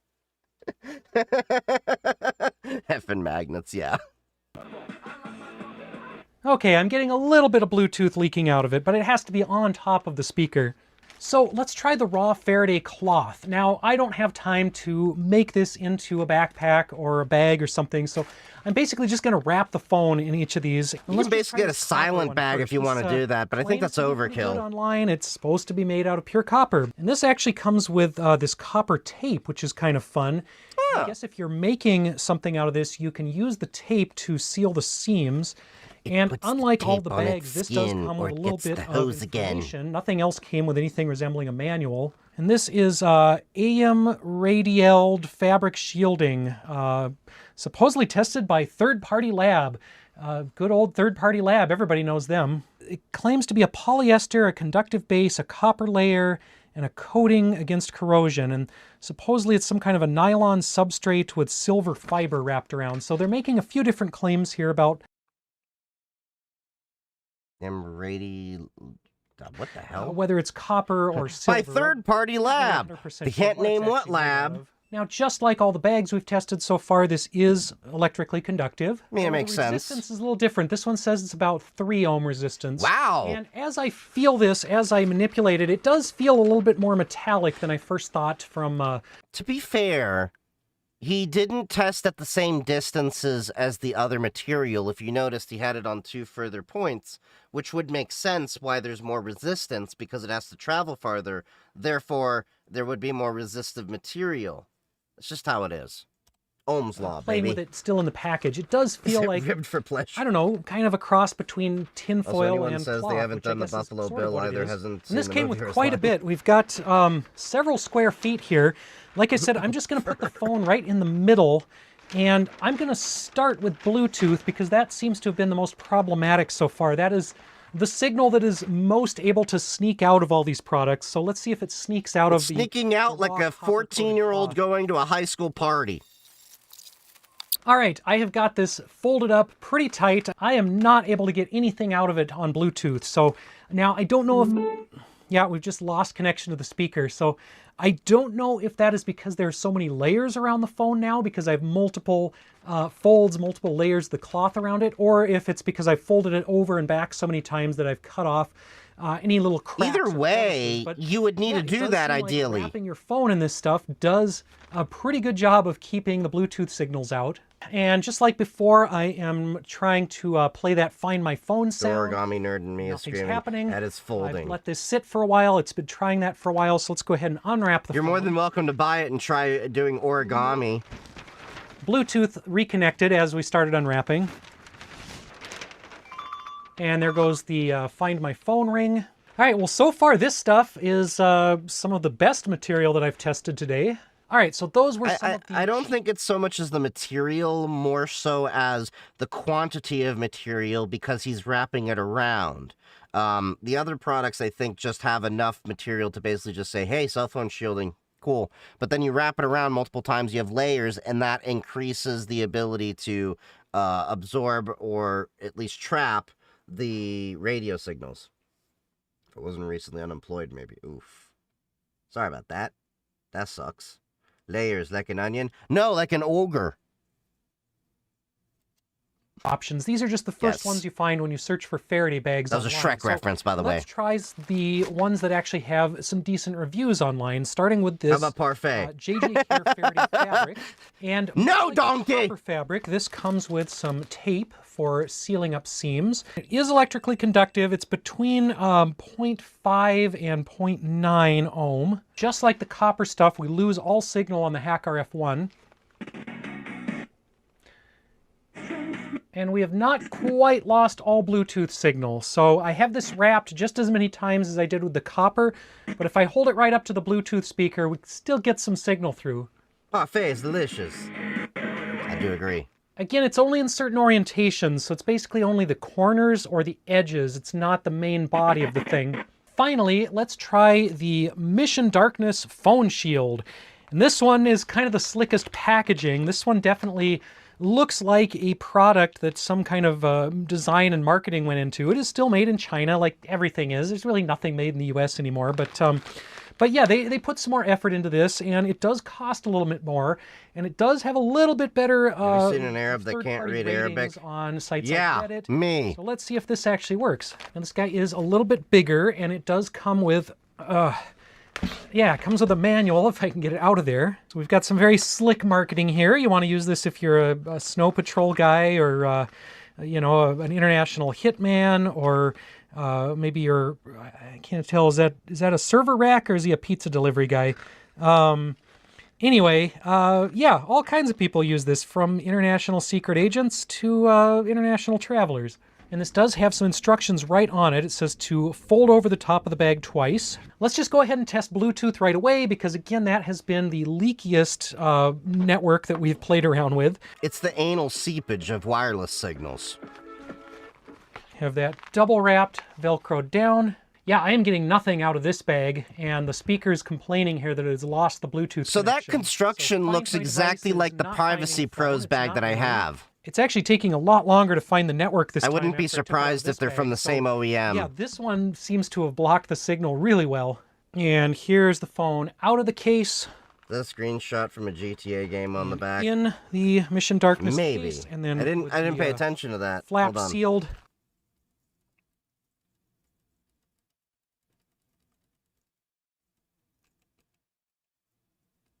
Let me see.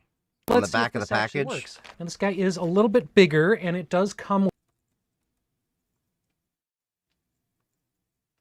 No, I don't see that. You're never supposed to double wrap it. That's what she said. Literally. Bag, and the speaker's complaining here that it has lost the Bluetooth connection. So Find My Device is not finding the phone. It's not ringing. It's actually taking a lot longer to Look at find me, the Chad. network I'm this doing time media after I took it connection out of work this bag. things, I So guess. yeah, this one seems to But have I blocked want the that. signal really well. And here's the phone out of the case.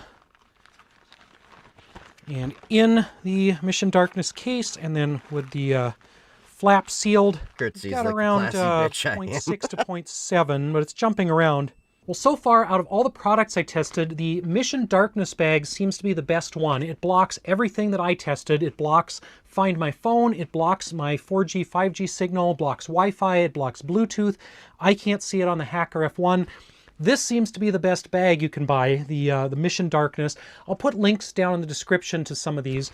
The Although it looks like Faraday cloth actually the seems to same be bag this as cheap Privacy copper one, Pros. which kind of surprised me. I thought the JJ Care would do a little bit better, but it still leaked Bluetooth from certain angles, from folds and creases in the cloth, where the copper stuff did not. So yeah, I guess the cheap copper stuff is a little bit better if you're making a DIY bag, or if you're making some kind of custom Faraday enclosure. The rest of these products, well, they kind of worked to various extents. They did block 4G, they did block Find My Phone, but they did not block Bluetooth, and some of them were better and some of them were worse at blocking every bit of signal coming out of your phone. So I don't know if I would trust these for anything really important. If there is somebody spying on you, if there's a government agency with high-tech signal tracking equipment, they're going to see right through one of these cheap bags. And yeah, these might give you... And it's my opinion that if you are really worried about that legitimately, and I don't mean as in the you need to seek therapy kind of level, you got bigger problems. a little bit of security, but not enough, I would say. Now, maybe you don't have time to make a Faraday bag out of the copper cloth. Maybe you don't have time to wait for something like the Mission Darkness bag to show up from Amazon or from the internet. Aluminum foil. You're going to a protest right now. You're getting raided by shady government agencies in whatever country you're in right now, and you Minneapolis. block the phone signal. Can you do it with stuff around your house? Almost everyone has tinfoil in their house, and that's the obvious choice for blocking not only your phone, but stylish hats that will block alien brainwaves from controlling your mind. He's not really lying there.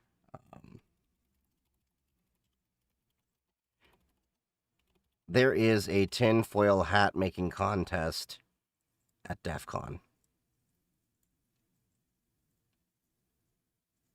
Like, this is legitimately a thing.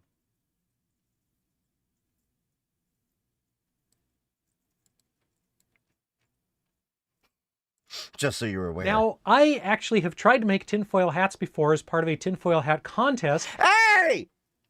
What did I say?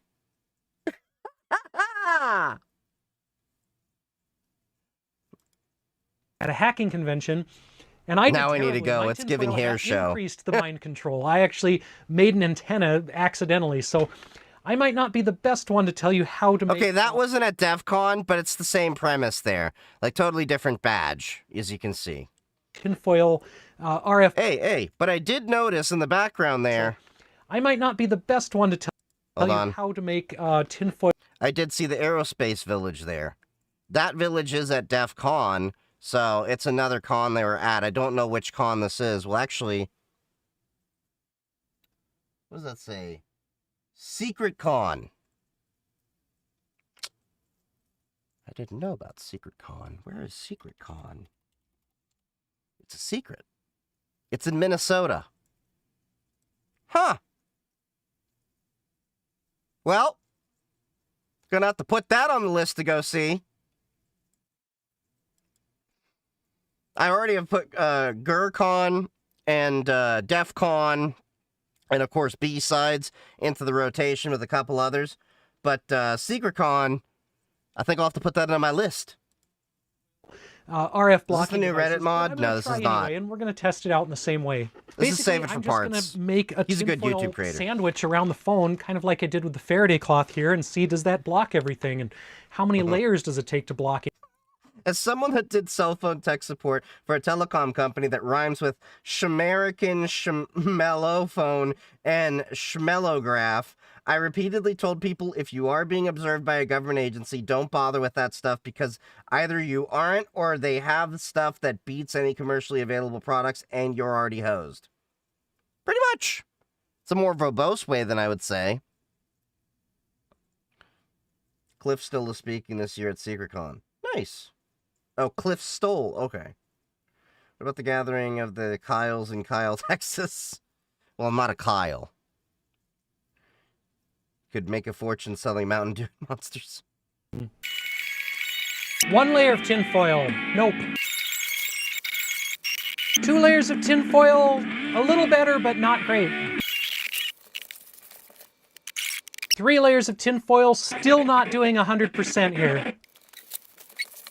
4 layers of tinfoil seems to have done it. I am not getting any Bluetooth out to the speaker, and in fact, it has unpaired with the device. So anything less than 4 layers of tinfoil was still getting a signal out. So, and I have the edges here kind of crimped, and I have these rolled up pretty tight. So this is basically a Chipotle burrito at this point. Same. The deal only with issue is it's Half-Ref not One. We're exactly getting any reusable. 4G out of the phone on If here. government's and watching, you Find My can't do Phone anything. is For the most part, not yeah. Finding My Phone. Now this is certainly not as stylish or tactical as the Mission Darkness bag, but it is cheaper, and you might already have this in your house, so this is a little more readily available to the average person. Now, folks might be asking, why don't I just turn off my Makes me phone laugh if that I'm worried about Ghislaine tracking, if Maxwell I'm did going this and to thought it was a foolproof. protest, or I'm going... Wait, did Ghislaine Maxwell actually do this with her phone? Chat. Is that really what happened? Like, I thought that was like a joke, but like, she did that. Ha! Well, as we all know from, where the... as we all know from, what is it? Is it Gmail?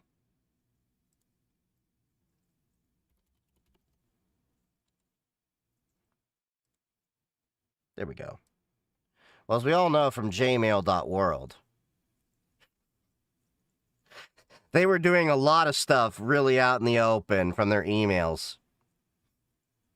These are actually Jeffrey Epstein's emails. Somebody actually took all the emails that were revealed and made an interface for it. So if you want to go through his email, it's jmail.world. Yeah, it's Jmail. Yeah, look right there. Jmail.world. I'll send it to you.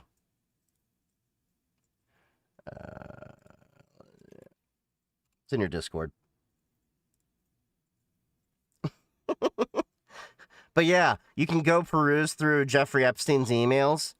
You can see what, things he had on file with his Amazon card. You can even see, like, what things he ordered.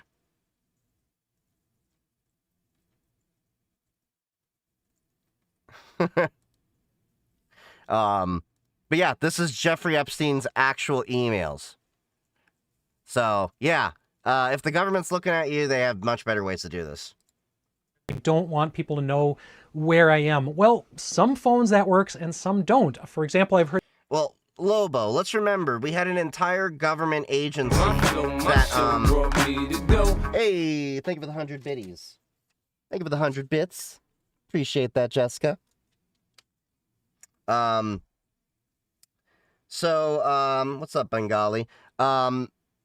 Yeah, we've seen Pete Hegseth. We are clean on OPSEC. Remember that?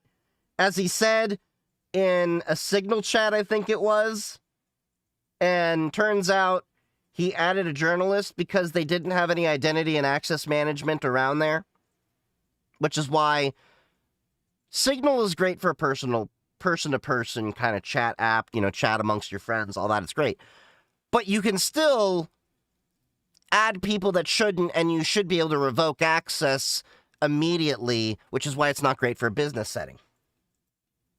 I was lazy. OMG. The biggest fuel to my work support right now.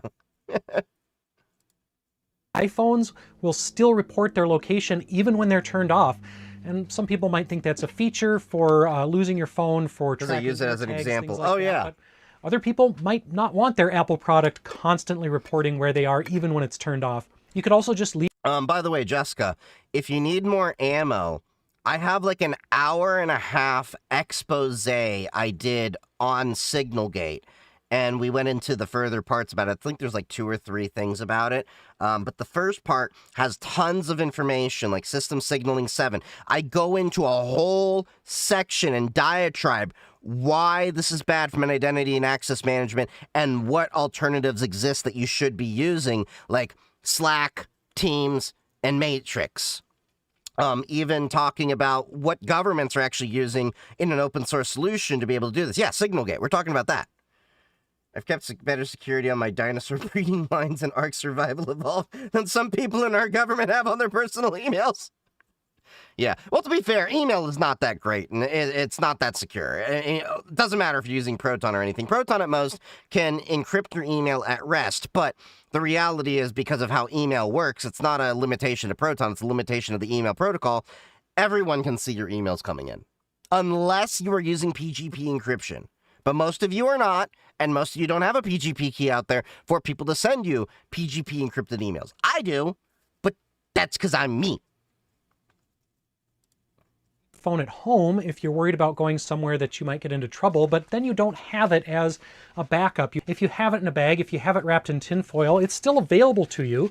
If there is an emergency, if you need to call for help or tell somebody who you actually want to know. I don't use PGP keys for Git. I use SSH keys. Still make phone calls with it. Similar and of course, concept, if you have your phone with you, then that maybe becomes another privacy or security issue.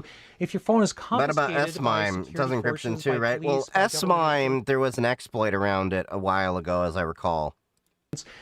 In some cases, they can tap into that. They can basically dump your phone, find out all of your contacts, everything you've ever looked at on the internet, everything you've ever downloaded, everywhere you've been, and they can basically get your entire history off of your phone.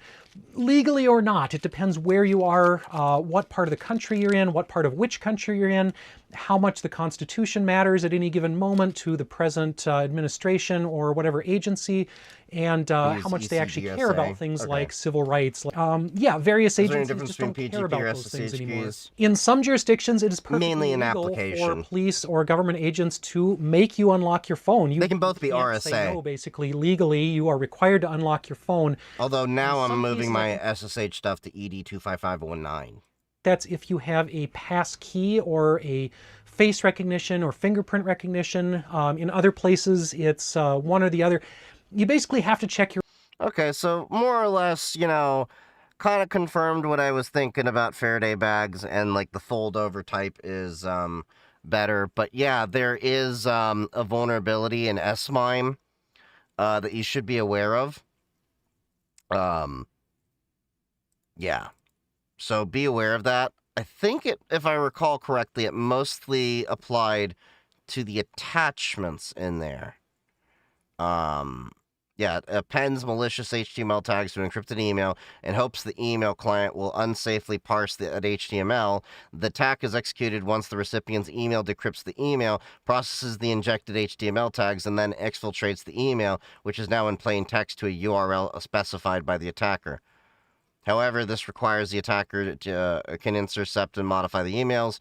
You need a compromised email server. Your emails are encrypted with S-MIME certificate, but sent over a plain text connection.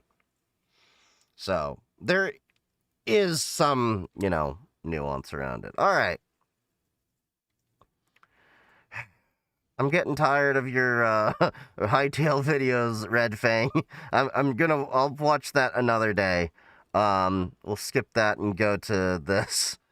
Don't get me wrong, I eventually want to play hightail, but I'm not as hyped for it as, other people are. It's no offense.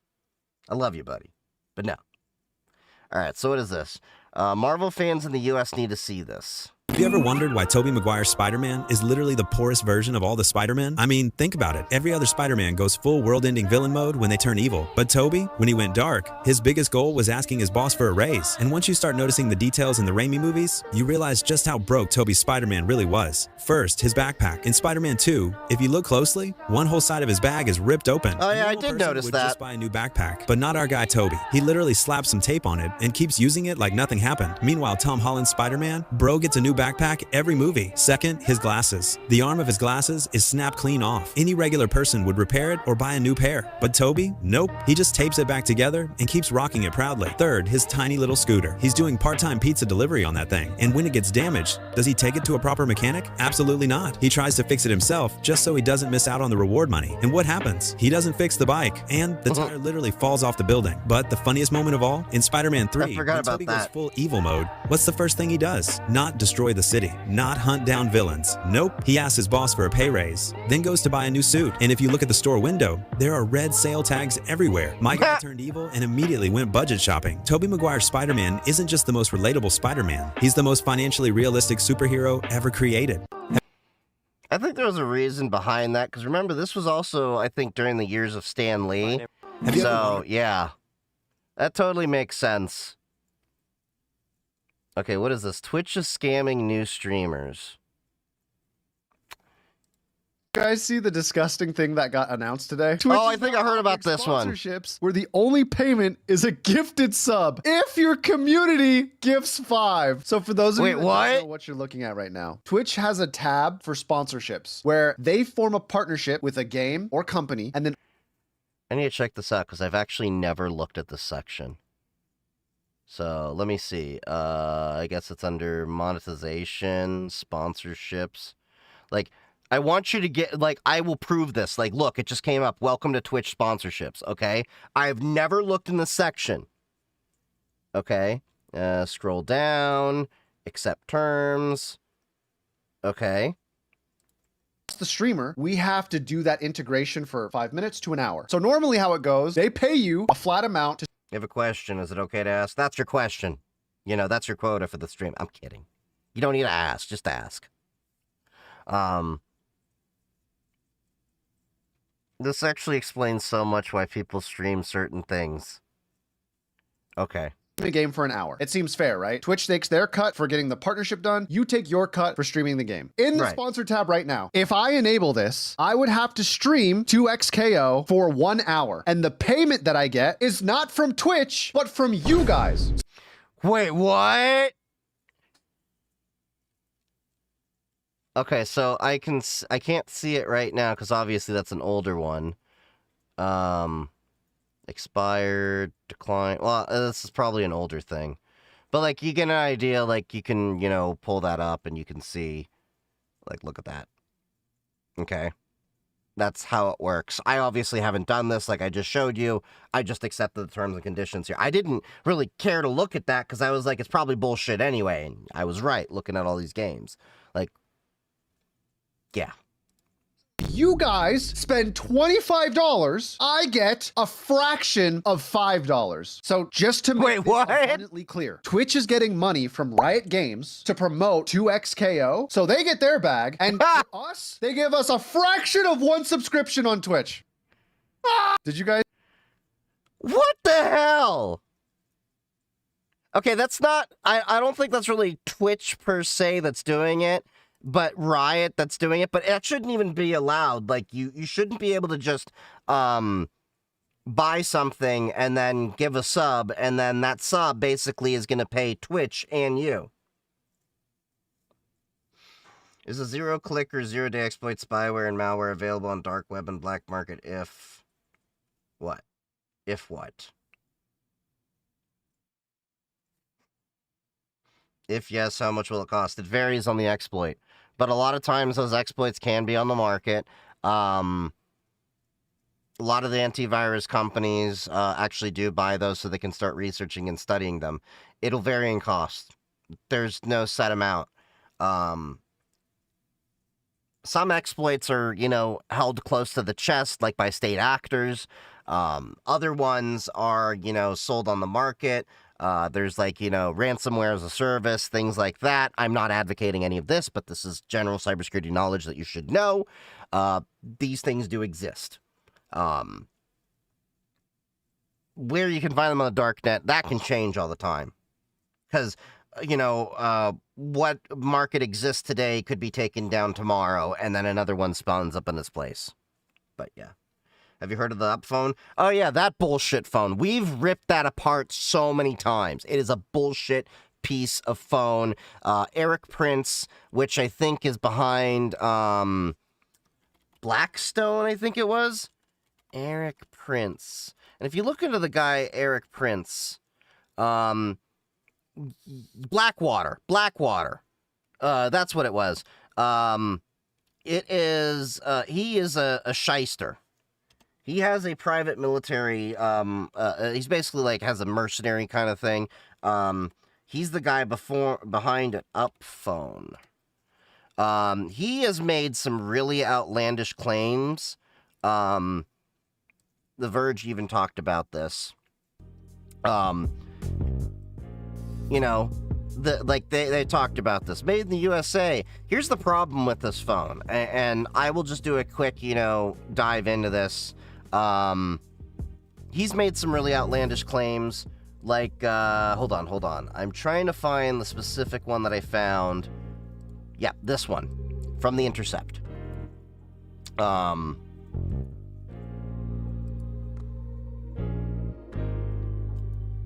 away! I hate this. Oh, you gotta do the email. Fine. Timmy@me.com, okay? I don't know if that's somebody's email, but I feel sorry for them. Okay. Bye. Eric Prince made some lofty claims that are bullshit. Eric Prince claims his vaporware superphone could have thwarted a October 7 Hamas attack.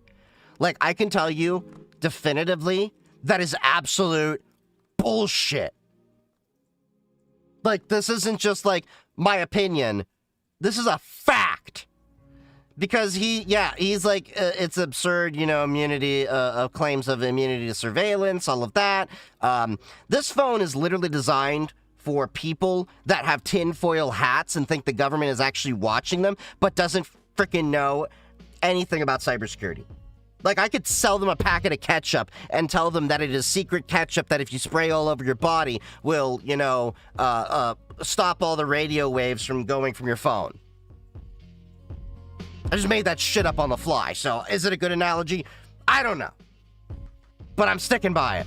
I almost guarantee whether it's people living on kibbutzes, but especially the 19, 20, 21-year-old kids that are serving the IDF, if they're not on duty, they're on their phones or on social media, blah, blah, blah, and data was tracked and collected, used for targeting by Hamas. No, this is bullshit. This is complete bullshit.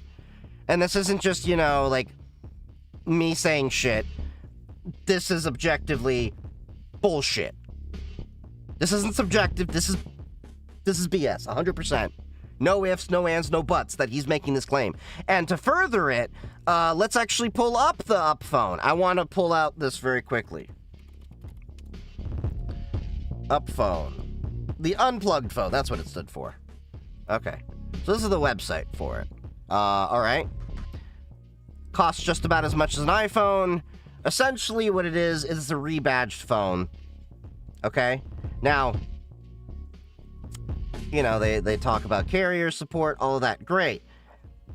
Do you notice what's missing down here? Where's the source code? Where's the source code? How are you going to sell us a security product and not give us the source code? Oh, browse with Brave. Yeah, you can install Brave. Apps your way. Literally all the same apps. It's just an Android phone. Okay, you have a battery disconnect. Whoop-de-frickin-do, Basil. I have so many other phones that have a battery disconnect too. Or phones that can actually remove them. It's like, you know, like... It's just a whole bunch of BS. This is all snake oil. All right? This is snake oil designed to be sold to people that are ignorant on cybersecurity. There's no ifs or ands or but about it. It is literally just snake oil.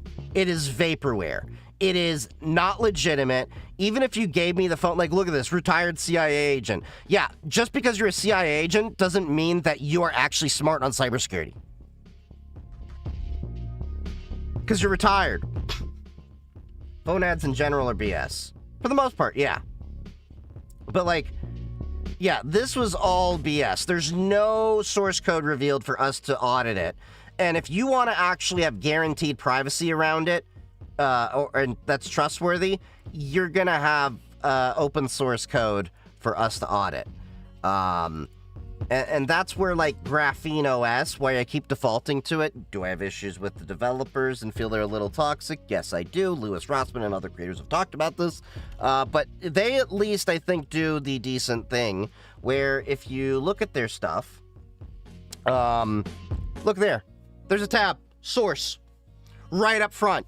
This is what you want to see from a project that claims privacy. Because what good... Look, I can sell you a freaking, you know, condiment to spray over your body and say it makes you more private and, you know, can hide you from cameras and all that shit. But we all know that's bullshit. But we can at least look at the source code they have here. Okay, so I'll just pull out one by random, okay? Platform, frameworks, native. Okay, look, GitHub. Okay, we can pull that up. We can start diving into the code. That is legitimate security. Graphene OS is the only reason why I still recommend a Google Pixel phone. Now, they are going to be releasing a phone with another vendor. They say they haven't released yet. It'll be later on this year or maybe next year. That will be the first Graphene OS phone that doesn't explicitly require a Pixel. But yeah. Which phone is unhackable? Tin cans and string are totally unhackable. They are the most secure phone you will ever have. Just take the tin can, take the string, hand it to your buddy, have that string taut. Unhackable phone. There is, basically what I'm trying to get at is there's no such thing as an unhackable phone. They are hack resistant. They, you know, can increase your privacy. But as long as you are connected to a network, to the internet, there is always a risk. That's just how it is. Azun is unhackable. I mean, fair enough. Insert Huey Freeman rant to make the white people go crazy from the Boondocks here. Oh my god! I think I know exactly what you're talking about too. Phone ads in general are BS. I watched some guy promoting his own phone, which was just a Pixel with modding apps. Yeah, and then there was the who was the tech creator? Was it? There was a creator that had a phone that he released, and he's one of these big creators that, like, it was another BS kind of situation. I don't remember what he was. Brax phone, thank you. Brax phone. That's the thing I was thinking of.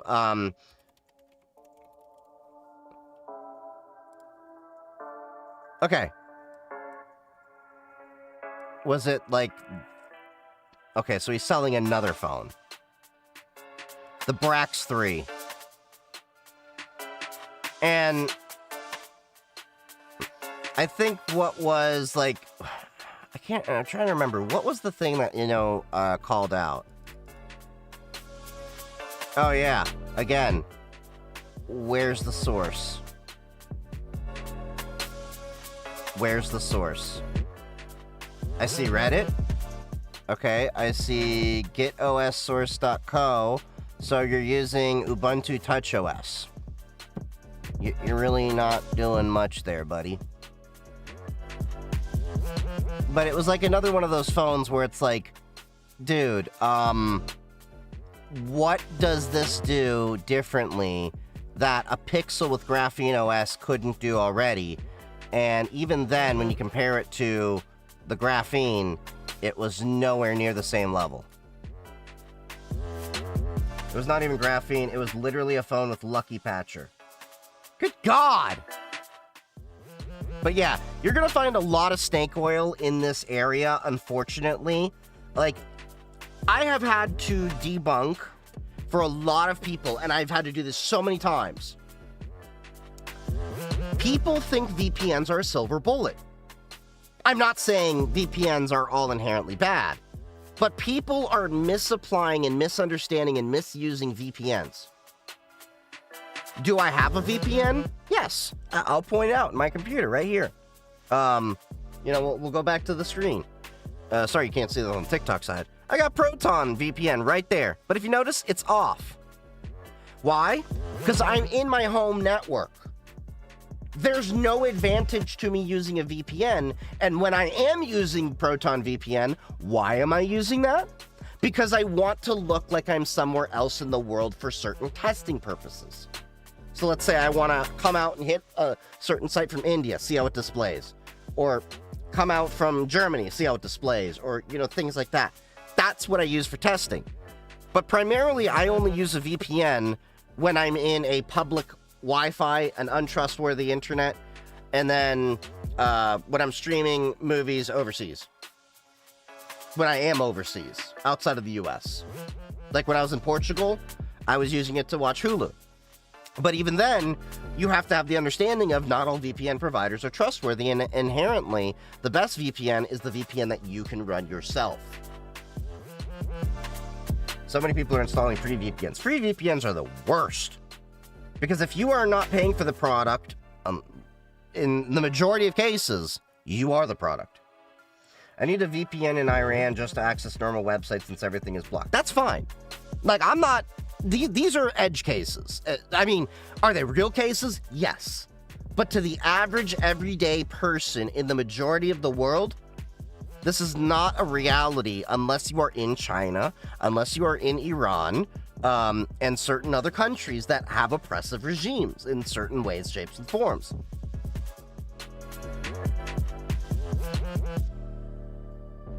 Checking at websites for other countries seems a bit odd, but sure, I get that. Well, I have to do that because, like, say there's an issue with an outage on a certain website, you want to see if it's a global issue or if you want to, yeah. I have seen a video talking about VPN is useless when connected to an evil portal device. There's all these different arguments, but yeah. Anyway, back to the content. Shiva's anti-VPN. No. I'm not Lakari. I don't have 3 terabytes of hentai.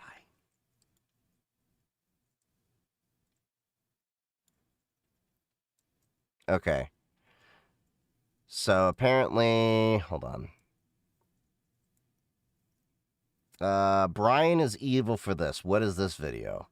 This Family Guy. It's got to be something that I've seen before, but I probably forgot. Watch. Why are we taping my reaction? Just watch. Okay, they're lesbians, clearly. Oh! I don't know. He's watching Two Girls, One Cup. Wait. I remember these videos and all that. No.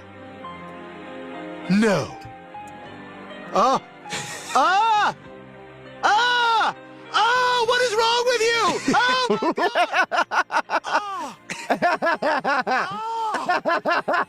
Oh, I'm never going to be able to eat ice cream again. Oh, my God. Just watch.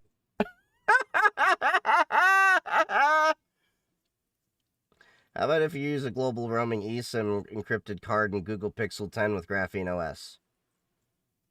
I don't really know how that's really going to change the fact there. You're still connecting to a typical cell phone tower anywhere in the world, and, you know, there's risks everywhere. You can have a rogue cell phone tower, like a Stingray. Do not cite the deep magic to me, which I was there when they were written.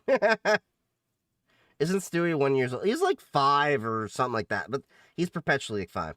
What type of video? 2 girls and what? 2 girls, 1 cup. If you don't know what that video is, consider yourself blessed. My entire generation was scarred by that video. Blue Waffles was still less scarring than 2 girls, 1 cup. This is right up there with the Pain Olympics. The guys that lived across the hall from us introduced us to it. We stole their cookie jar and ran. I have no clue about that video. Be thankful you don't. That was a video that scarred everybody. BME Pain Olympics swapped out.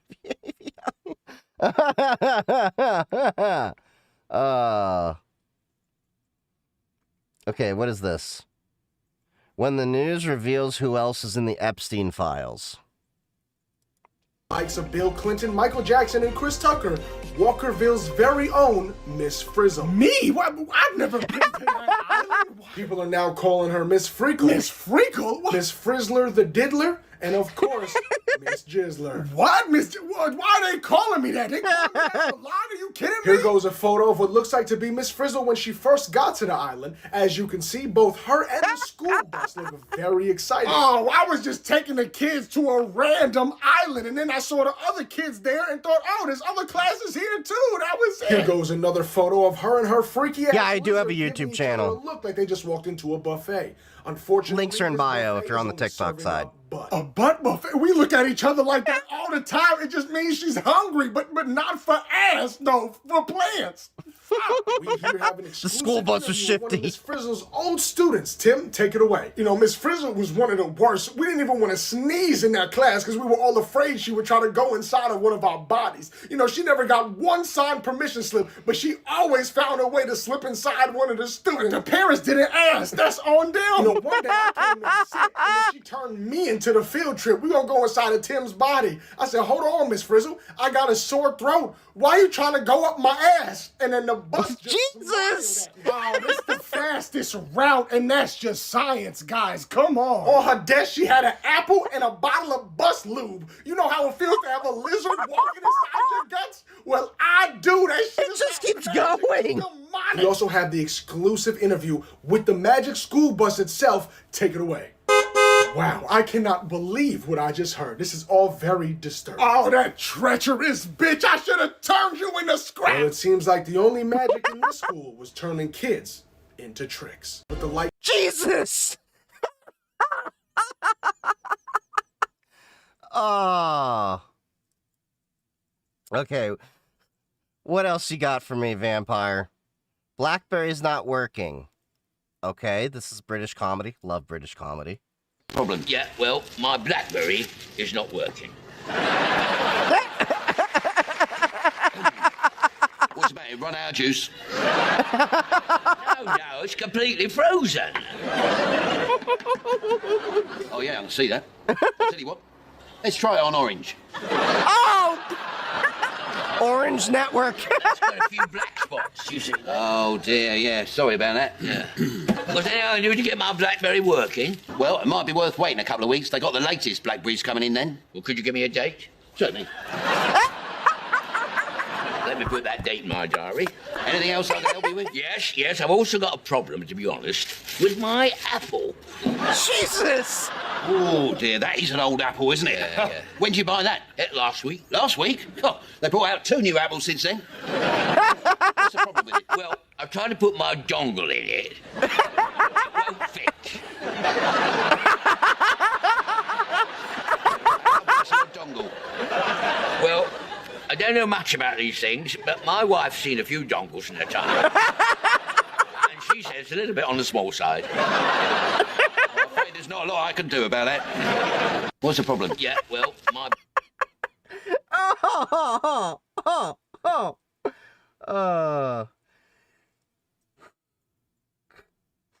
As for my living celebrity, I doubt Mark Edward Fishback would be in the files. We'll find out next week, probably. Would 100% watch that kind of news? Oh, I would do. Do I have any vids on war driving? Not yet. Eventually I will, but I haven't done war driving in many, many years. It's not as entertaining as it used to be back in the WEP days when it was very easy to crack. That tested my resolve to not laugh. Yeah. Scientists mimicking the Big Bang accidentally turned lead into gold. Did they actually... Is this satire, or did they actually do the alchemical equivalent exchange that, like, they were trying to do for hundreds of years? Yeah, medieval alchemists dreamed of transmuting lead into gold. Today, we know that lead and gold are different elements and no amount of chemistry can turn one into the other, but our modern knowledge tells us the basic difference between an atom of lead and an atom of gold.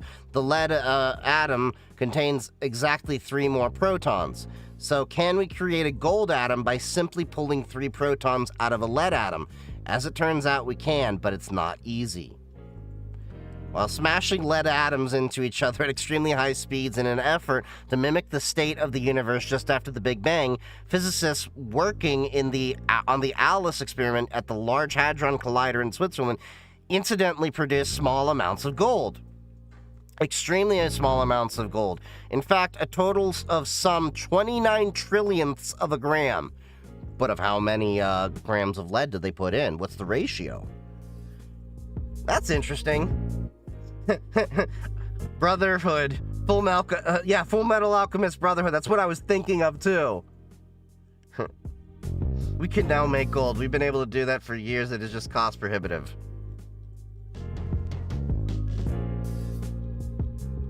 Maybe they have done it. That is interesting. Magic of a near miss. When the lead nuclei have a head-on collision, the strong nuclear force comes into play and they end up getting completely destroyed, but more commonly the nuclei have a near miss and only affect each other via the electromagnetic force. Huh. That is interesting.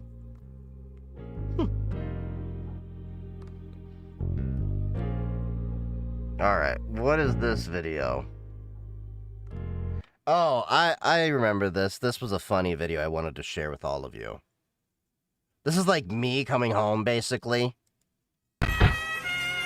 Listen, you either have my $50, or we're gonna tell everyone. Miss me, bitch! Well, I can't wait to move. Now you're gonna stir up all the wee-woos. Here come all the wee-woos now, thank goodness. Here they come. Wait.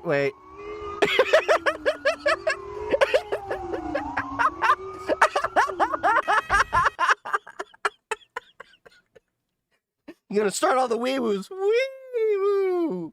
Wee-woo! That's some stupid shit I'd do. From the you missed me, bitch, all the way down to the wee-woo! So we already covered that. A leak. NVIDIA's about to challenge Intel Inside with as many as 8 ARM laptops. So I think this has been pretty much rumored. And by the way, you can easily tell when authors have been using ChatGPT and haven't really proofread it themselves. The M-dashes generally give it away. Have you tried the Hack 5 pager? No, I saw it in person at DEF CON, but I have this finite resource called money, and I don't have the money to go around spending it on every toy that I actually want to do. That's partly why I make content, so we can all tinker together. But I use those dashes. You just used it because ChatGPT had you format that letter to go to a potential sponsor. 300 USD. I mean, that's not too bad. I just bought a new ham radio for like 70 or so bucks. And then some new stuff from AliExpress for new mats and a couple figurines and stuff, but yeah. So NVIDIA, I mean, we've been talking about this for a while. We, as in the general collective sense of the tech market, that NVIDIA is moving into ARM CPUs. It'll be interesting to see what they do. What radio? The TID radio H9. So this is the H8. This is my general go-to. The H9 is basically this, but with better Bluetooth capabilities, and it has APRS built in, and can also do a wider spectrum than the H8 can. So I can do GPS off the handset, and I can even pair it to my phone, and even use the radio as a Bluetooth speaker. Yeah. Yes, but yeah, to make the screen on a smartphone out of transparent aluminum would cost a bit over $1,000 just for the screen. Wait, what are we talking about? Okay. Do you need a license to use in the US? To transmit, you do need a license. To receive, you don't need a license. You can receive all day on any radio. But to transmit, you do need a license, and I do have a general class license. There's 3 levels. Technician is the lowest, general is the mid-range, amateur extra is the highest. General is like the biggest jump to give you all the fun privileges. Amateur extra just gives you a bit more of the sliver of the spectrum that general already gives you. Finally got APRS working on the TD H9, but I'm struggling to hit any digi repeaters or eye gates. I'll find that soon. And I got the only reason I didn't get the H9 originally was because it didn't have crystal, and I'm a sucker for translucent electronics, and they have a crystal version now. So that's happening. Updates on schooling. Yeah, I'm waiting for them to give me the voucher so I can schedule my CompTIA A+ class. I'm laughing my ass off that I have to take the A+ class, the A+ exam. It cracks me up. Me, the guy that has been in tech for like 15 years, professionally. And by the way, I want to smack whoever made the CompTIA A+ test, because there were a couple questions that I got on there that were wrong.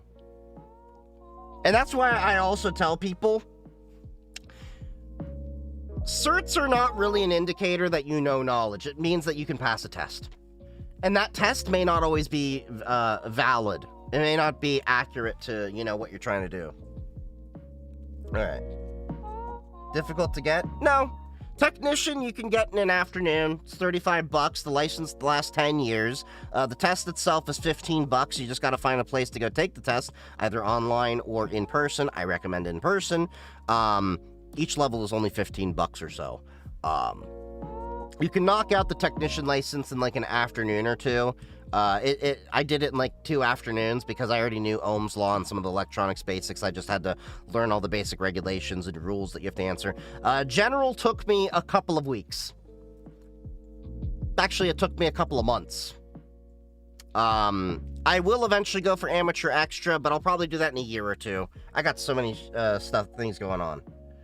They probably already have it paid for, and CompTIA wants data. Probably. Well, it is part of my tuition. So yeah. Next video. The surprising flaws in 18650 lithium-ion batteries. And if you can't tell who this is Adam Savage from the Mythbusters. Do you plan on taking the trifecta too? What's the trifecta?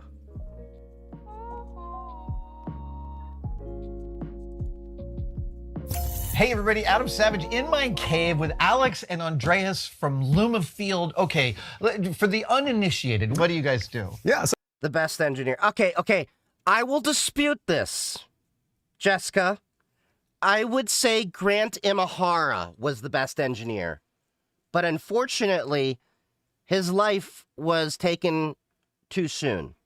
He left this planet too soon, and I think we're worse off without him. I will say that.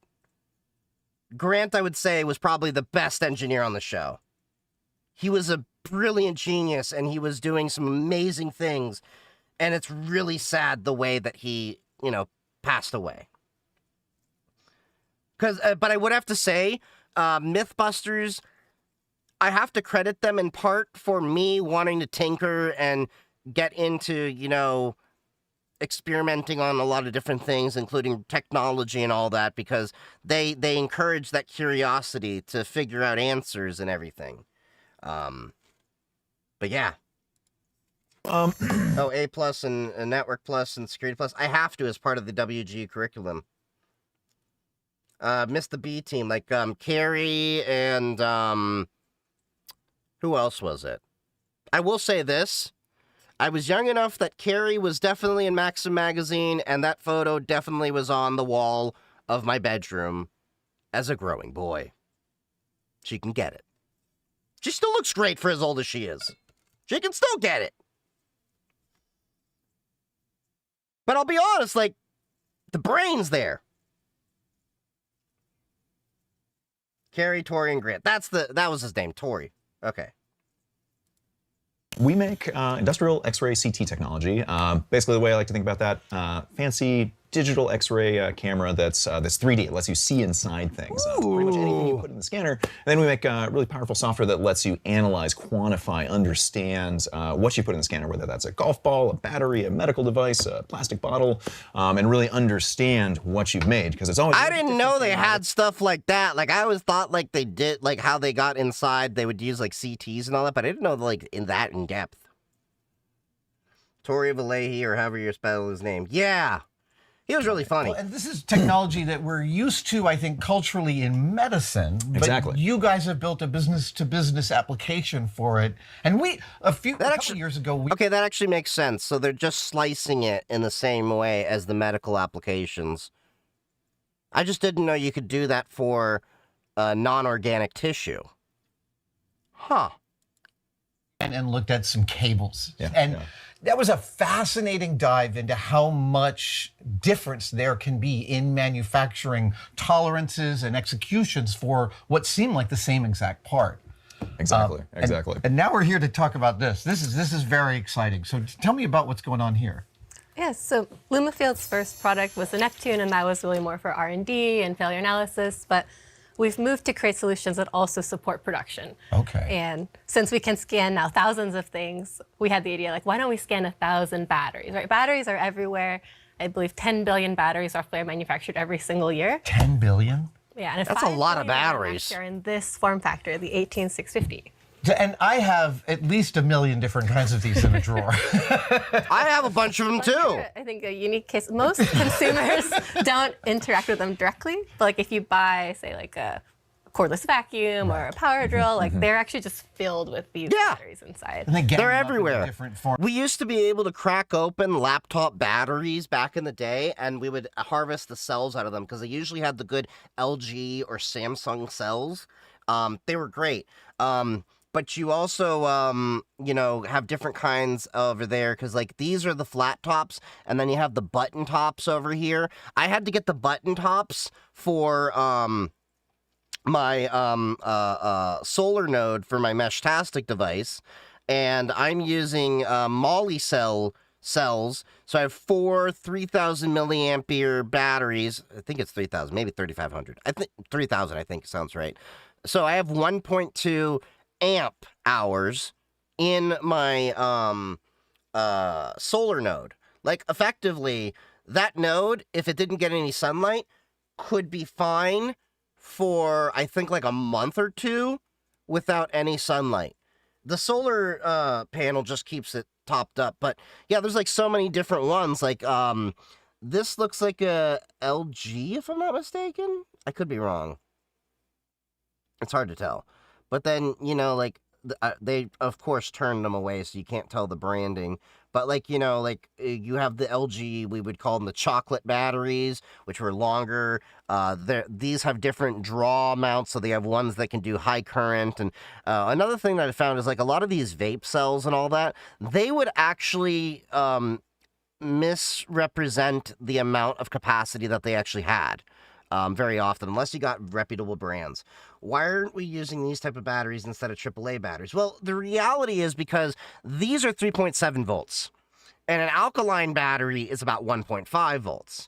and they're a lot cheaper to use, and most people don't want to recharge things. Now, a lot of the electronics we have today pretty much are rechargeable. They have lithium ion or other batteries built into them, but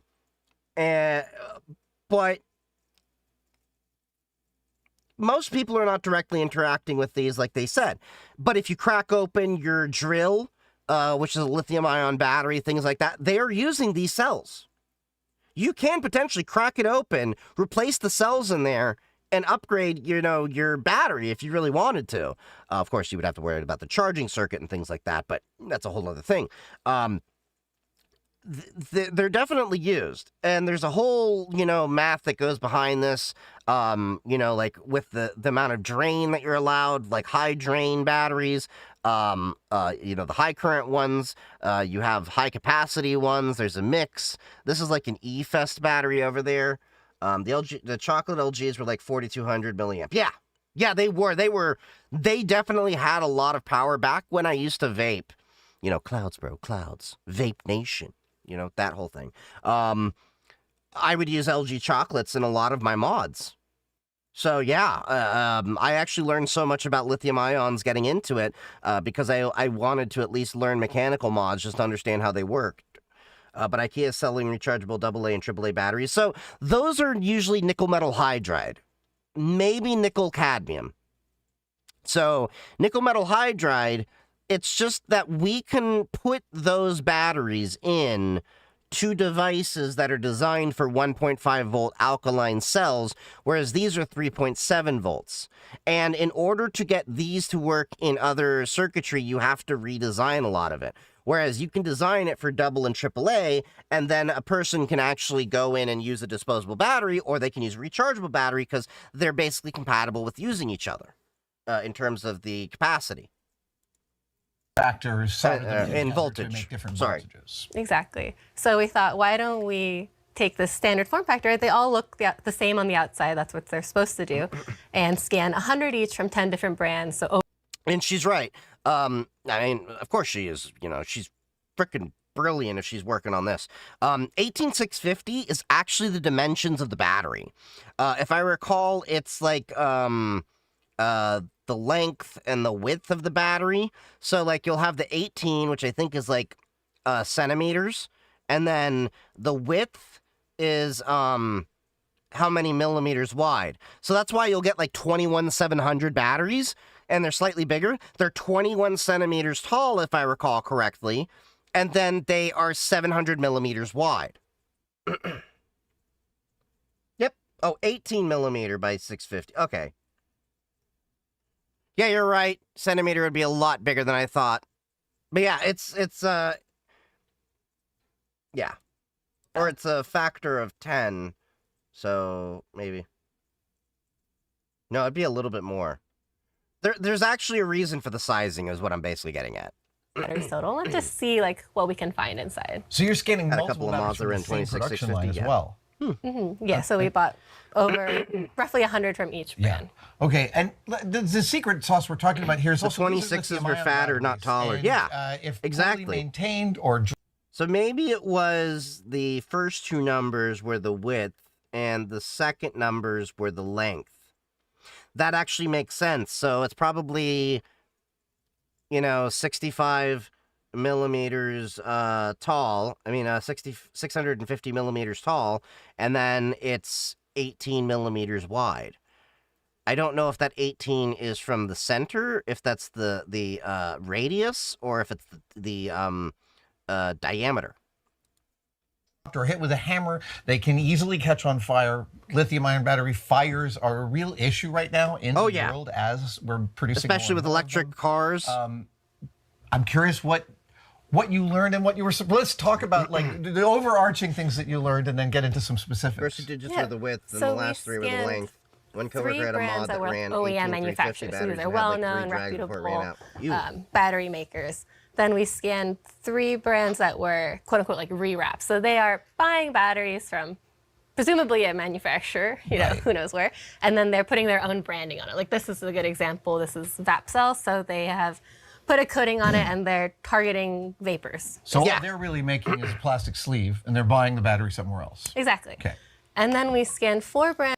And the interesting thing you should know about that is I would re-sleeve a lot of my batteries. There's actually, like, you can get, like, let me see. You could get, like, designs, so you could actually, like, like, mark your batteries and everything. So, you could get, 18650 wrap. So you can actually get, wraps that we would put on our batteries. So a lot of people would actually recommend, and I was one of those, that you double wrap your battery in case you get nicks on it. And by the way, if you ever nick these batteries, the thing you should immediately do is stop using the battery and then rewrap it or toss it. And rewrapping is not that hard. You can go on Amazon and buy like hundreds of wraps for like a few bucks. And then all you got to do is get a hair dryer or a heat gun, quickly shrink it over, and then you're good to go. So this is essentially what they're talking about where they rewrap it. It's not that hard to do. Practice safe battery use. Wrap it. Yeah, that's right. Wrap your tool before you use it. Wrap that battery. We know, whether it's a big one or a small one, you should wrap it to be safe. But this is also why you should never let a battery loose in your pocket. You should always have it in a case if you're going to do that. There have been so many fires and so many accidents from people that have just been irresponsible with batteries. That's not the same thing as like a AA or AAA battery. Technically, there can be issues with the wrap being revealed on that, but still. Like low cost / counterfeit. So I bought 2 brands off of Amazon and 2 brands off of Temu, and those were my ultra cheap, kind of exciting ones. That's exactly where I would start. And I think one can intuitively infer, right? The high-end, expensive batteries are going to be better than the low-end ones. But what surprised us was just how much worse they were. How much? Oh yeah, they are really bad. And batteries were. Correct. So they were like, there's some key quality metrics, but like 33 of the low-end batteries, so that's about 8% of the batteries we scanned in that category, had a really dangerous defect where the cathode actually overhangs the anode. Construction unclear. The wrapper broke. Now she's bloating. Had one almost explode on me because the mod didn't have a safety and it melted the casing on the battery from dry firing. Ooh. Yeah. Oh, by the way, if y'all are looking for buying batteries, this is a place that I've bought my batteries from for years. I'm not affiliated. I'm just telling you, if you're looking for good quality batteries, I get my batteries here. The battery that I usually go for nowadays is Moly Cell. The reason why is they're pretty reliable, as well as they have some of the most insane tolerances when it comes to temperature. So like they can discharge still down to -40 Celsius all the way up to 60 degrees Celsius. The charge from 0 degrees Celsius to 60 is still, pretty standard, which is part of the reason why I got them for my solar node, because like this extreme weather right now, we've gotten to like, I think -21 degrees Celsius, and this is still well within the tolerance range of it to operate, and I shouldn't have to worry about its life for at least a few weeks, even with the capacity lowered because of the temperature. But yeah, so 18650batterystore.com, that's where I've gotten a lot of my batteries. They even have Life PO4 lithium phosphate batteries, lithium iron phosphate batteries, to be correct. They also have your Samsung cells, which are really reliable. And as you can see, they're really cost effective. So don't go to Amazon. You'll get crap 18650 cells. Go straight to here. You'll get the good brands. I'm particularly a fan of LG, Panasonic, Samsung, the big brands that you think of. They have great cells, but Moly Cell is generally the one I'm defaulting to these days. This is the same place I got mine from back before I quit nicotine. Yeah. Yeah, it's pretty well known if you've been in the vape scene. But I use this for a lot of my projects and stuff, and I like 18650s so much that it's in all of my projects coming up, to the point, if we look at my eventual node that I'm going to be building here for MQTT, this is going to be using the T-Beam Supreme. That name sounds fun to say, which coincidentally takes an 18650 for its battery backup. So, eventually we'll be getting to that in my radio projects, among other things.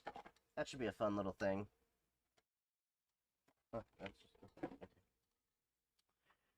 Hot take, I prefer a streamer reacting to a video if they mix it up, and my god, I have not laughed this hard in months. Keep the good content up, man. I appreciate that. That means a lot to me. Was that, wait, 33 of the batteries had that one defect? And was that across different brands of the cheap batteries or across one production line? Within each of the cheap batteries, they all had that defect, although some were worse than others. Wait, which defect? Sorry, I was chatting so much, I kind of missed in that category, had a really dangerous defect where the cathode actually overhangs the anode. Oh, damn! Wait, 33 of the batteries had that one defect. And was that across different brands of the cheap batteries or across one production line?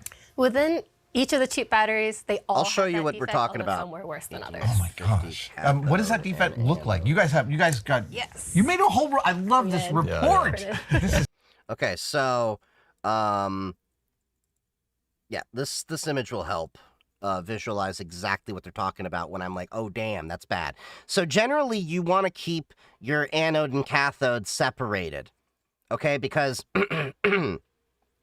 essentially what happens is the positive terminal is center, and then the rest of the battery is negative. So, you bridge those two, you get a circuit complete. That's how it works. But when you have the anode and the cathode overhanging, bad juju can happen. Because then that means, it's very unsafe. Needless to say. Right. And you can also download it, of course. And this is the thing I find so magical about this, is being able to manipulate and look at stuff in real time where you're seeing all the way I should have just waited and shown it. Take a look at this defect. So when you think about this kind of battery, it's manufactured with a winding process. So you've got your layers of anode, layers of cathode, there's a separator in between, and then it's like being wound around a coil to make this vertical form factor. That's why they're so economical. And you want to have the anode, the negative layer, overhanging the cathode by roughly about 0.5 millimeter to prevent lithium plating. Okay. Because you have these structures, dendrites of form that can pierce the separator and lead to shorts, or that can potentially lead to fires in some cases. So this is bad a juju. defect in which That's the technical term, by the way. Actively get worse over time without you knowing.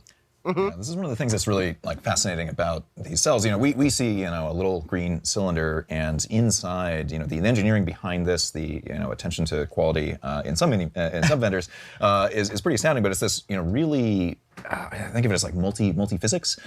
There's chemistry, there's structure, there's mechanics, there's thermals, there's material science. But this is this kind of there's a lot that goes into these batteries when you look into it. Honestly, time. You're driving chemistry inside the cell to produce that current. You're moving, lithium ions back and forth between. At least the batteries look nice. And so what's really interesting is there are a lot of. So does a Black Widow spider. Understand the structures before it inside bites a you. cell. There's both the chemistry. There's the actual structure, and then there's the performance. So they have to, be structural, particularly as we get into, say, using these in like electric vehicles. These actually kind of form almost like a honeycomb, like a composite core structure honeycomb. Right. So they have to, withstand load on the top. That means they have to all be manufactured at the same heights. They have to have, clean terminals on the end so that you can robotically laser weld them. All of this stuff, and that's just the can that holds this together. And then you get to the inside, and that's where quality control and having a tightly controlled process for manufacturing becomes incredibly important, because you don't have a way of measuring that. As soon as you seal the cap, and it's very similar. Guy on the left to, looks kind like of putting a Scott cap was. on, like, a can of soda.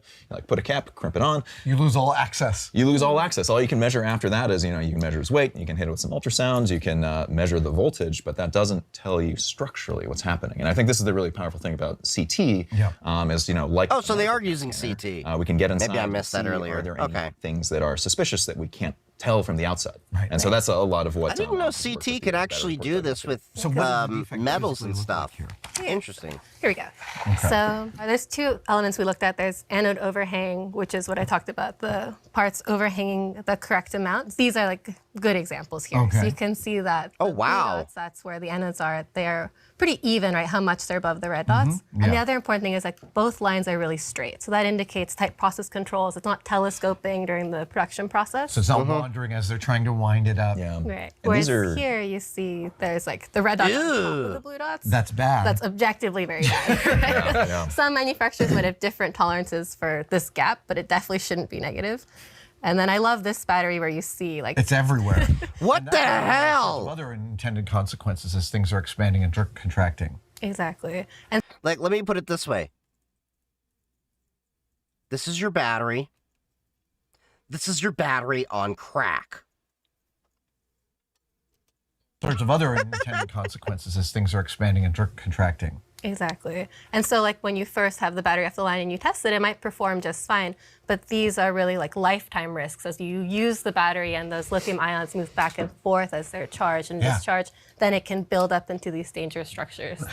Did you also actually cycle the batteries, like charge and discharge them and then scan them again? So we have. This is exactly why I'm very specific on the brands that I pick. See movement or deterioration from those scans? So a lot of the dendrite structures, they're actually like microscopic, so we're not able to realize them in CT. But there are certain features in batteries, like, for example, a current interrupt device. So that's something that if the battery gets too hot, it can pop open to break the circuit. So it's a little mechanical thing within there that has a structure that responds to heat and creates a barrier. So we can see when we've overcharged batteries that actually like opens up. Yeah, but on the cheap cells, I'm assuming they that don't might even have not. those. No. Yeah, like you'll notice there's venting on a lot of the batteries. Let me see. Do I have an 18650 on me? I think I should in this box. The case.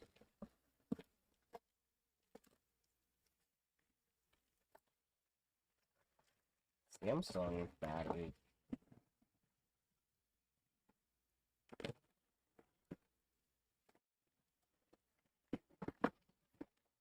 Okay. I could have sworn I had batteries in here. Oh. I know what happened. They are charging. Well, they work. 1 second.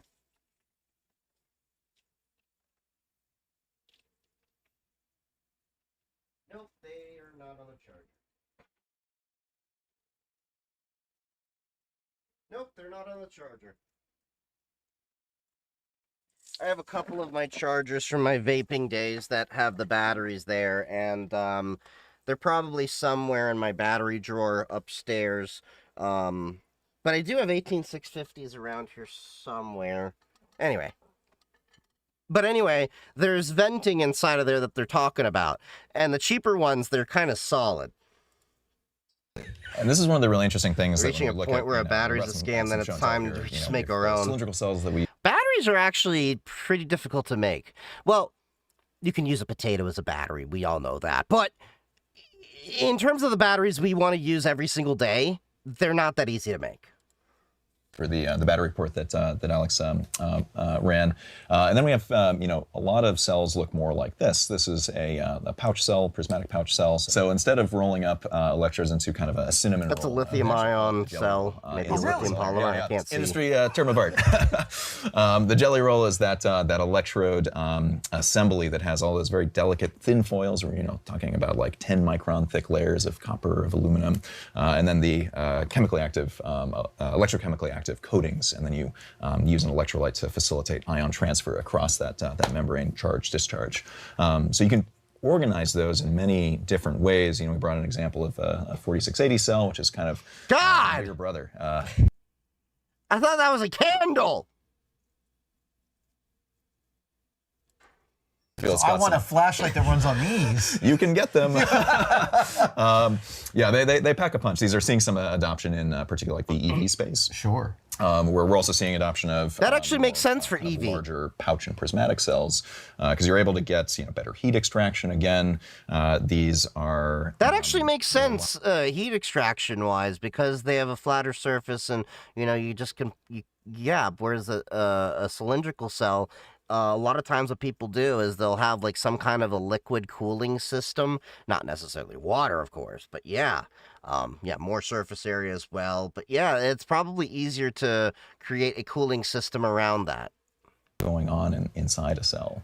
And so one of the things that's really fascinating is, as Alex was kind of highlighting with the CID, that current interrupt device, there are a lot of safety features that are constructed into these cylindrical cells. There's a ton of engineering that goes into that very, very top, those like top few millimeters.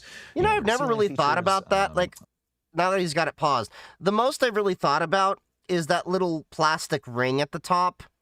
That's about the most I thought about, but I never really thought about the venting. I never thought about, the protected cells that, there are some that actually will prevent undervolting and overvolting. But yeah, that's a little tab weld to make sure we're getting the current out of the cell. And then there are these safety features to make sure that, if the battery overheats, it actually stops current draw. It's a little like a circuit breaker, just like inside your house. And this is all because the anodes and cathodes are all coexisting up there, and anything bad that happens up there, that's where the danger will propagate. Is that right? Exactly. Yeah. There's both we have the current interrupt device, so that little kind of safety fuse in the system, and then there's also venting and pressure release features, basically guarding against different dangerous states that the cell could be in. I also want to just illustrate here for the audience that when we're talking about these safety features, it's like there's two things to do in building a battery. One is to make sure it outputs power. And that's all of these do that. But the second is that it does that safely over a long lifetime of extreme discharge and recharge. Especially as it degrades in the cell over time. Lack of anything but electrons going out that you've seen. Gosh, you want to take a whack at that? Tell me about the worst one. So probably my favorites would be the different shapes. Oh the my gosh. Bankia and the So Cool. Wow. These are both, I believe, from Amazon. But so you can see this battery actually advertises from Amazon. This is why we don't buy our batteries off of Amazon. Advertises itself as a 9,900 milliamp capacity, which is physically impossible. Right. And then getting 3,500 milliamps in a battery is already a feat in and of itself. You ain't getting 9,000. Inside, and it's mostly empty. And it's not what the hell? The other batteries that it says it beats. Yeah. And of course, it's completely empty up top. There's no safety whatsoever up there. Oh my gosh. And then what I liked about the So Cool battery. The chocolate LGs are great. Like a counterfeit, right? So the low cost I loved them. They were great. Pretending to they were low current. I think they could only do 20 amp draw, but my God, they were reliable. I had a bunch of those. They were my go-to. About their capability, but they're not pretending to be some famous brand. Exactly. But this So Cool battery, I call it So Cool because the storefront was called So Cool Christmas Surprise. But they were selling Jesus, Samsung 30Q batteries. Yeah. And then you look at that, and actually the performance when you initially put it in to run the test, it's not that bad. But the tolerance is right. It's literally the ocean or something. Ew. You look at the real Samsung and it's quite straight. Has this made This is your battery. This is your battery on drugs. Battery on drugs. More concerned, or are you like the Christmas scold of I'm going to get you guys all good batteries for those toys you got? A little bit. So when you look at battery statistics, when I started this report, I actually didn't expect to find any defects, right? Because you the hear green LGs or even the Samsung 1 in 1 million batteries will experience a reliability using my failure. MacMod. Same. 1 in 40 million will experience a catastrophic failure. Of course, 10 billion batteries are manufactured a year, so it's actually quite a good amount of risk, regardless, even for 1 in a million. But we've only scanned 1,000 batteries. What I really learned is that the risk in cells is not evenly distributed. Yeah. Right. I see. Right. So when you buy name brand ones, those aren't failing at 1 per 40 million. Those might be failing at a tiny fraction of that, and the rest is made up by Temu and Amazon. Yeah. It's not the same. It's not equivalent to, say, like, name brand versus like generic Tylenol. It's actually quite a big difference that we're seeing because the pros, the OEMs. They're doing this at a scale and at a reliability with the quality systems. A typical 18650 is made between 400 and 600 of these per minute. Wow. Yeah, no, the manufacturing rates are astounding. And so in a fraction of a second, you have a winder just zip, creates that jelly roll, kicks it out, goes through QA, then many steps produce the cell that we actually see That's here. fascinating to think about. I never really thought about that. In those OEM lines. Right. And what we see in the battery report is both a lack of the engineered safety features that you find in those OEM cells, as well as very strong indications of lack of proper quality control and process control to produce a reliable, safe product. Your machine can see all the way inside of this and understand these batteries. I'm curious if you, I don't know, I'd love to have a checker where I could see if my battery at least had a safety cutoff device. Is such a thing even remotely possible? I'm not familiar with one. Okay, all right. It's I guess the way you test it is by to make it purposely fail. To understand and validate. That's kind of dangerous too. There's the chemistry, there's the thermals, there's the structure, there's ultrasonic testing is a pretty high throughput way to understand certain aspects of battery quality. But at the end of the day, for understanding the structure, looking at you get what you pay for when it comes to batteries, and being proven right about 5 minutes later with one of his bargain batteries started expanding. Yeah, that'll happen. Put them on the surface plate, they're the same height. Pretty much. I have never used a cheap battery because there's these things where you've been in electronics so long, you just know you get what you pay for. Every observable that we can get from the outside is the same. And, if we hit them with a multimeter, they're both going to read, on order of 3.6 volts. And so there really isn't last name omitted for obvious reasons. X-ray to actually understand that internal structure, to actually quantify it and make sure that it is this is pretty detailed, what they were giving. Trusted brands. Exactly. So this is one of the things that we see is, particularly in automotive, really in just kind of modern manufacturing, very few things are made under one roof anymore. Right. You have a network of suppliers, and we saw this during the pandemic. A lot of disruption, a lot of secondary supply, and a lot of secondary sourcing, moving vendors very quickly. Right. And so what often happens in these kind of product development processes, where you have an OEM with a bunch of tier 1, 2 suppliers, if those vendors change anything, or if their vendors change anything, those can be kind of silent changes that can get deep into a product before it actually anybody finds out. So we see this being used for kind of IQC, incoming quality control at OEMs to make sure that nothing has changed. Because again, the outsides can look exactly the same. They can have the same mass. They can have the same. Yeah, you can replicate the print and everything. You check inside. That's really scary. A colleague of ours, his garage burned down due to... What? Garage burned down? Yeah, his garage burned down. He was charging some lithium-ion batteries in the garage, which, he's very careful about it. Yeah. But something happened at 4 a.m, dog was barking, garage was on fire, called the fire department. So, these things were never, that far removed from these. And now I'm getting flashbacks to Dexter's lab. Cells in, everyday devices. I've got, at least 4 or 5 on my person right now. Right. I think the typical American has... Yes, there's a study that the average American has 9 lithium-ion powered devices. Okay, then I'm way outliers.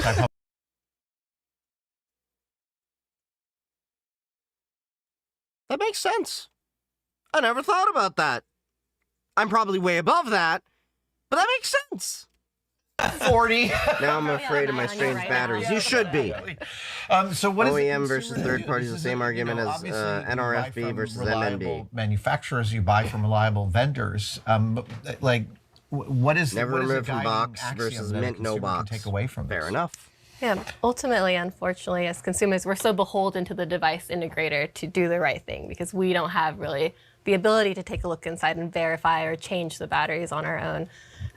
So what we can do is just be critical of when you see something that looks like maybe too good a deal to be true. You might save a few dollars in the short run, but in the long term, you could have really devastating, super expensive. Yeah, don't buy your batteries off Amazon. And also be alert to the possibility that like all the devices you own, like all of them carry a little bit of risk that they could overheat or catch fire. So if you smell anything weird, anything seems warm, like immediately stop using it. If you're able to like put it outside. It is very easy to mess up a battery. Fully submerge it in water. Don't splash water on it. It'll make it worse, but like fully submerge it. Yeah. I'm curious why you started on this project. This is a really great bit of consumer information that... I'd love to see them do this with 100 Tesla batteries and 100 of their primary competitor from China. That would be interesting to see. But Tesla, I don't think, makes their own batteries, if I'm not mistaken. They're just using cells from other companies. I could be mistaken, though. But I know that there are battery companies in China.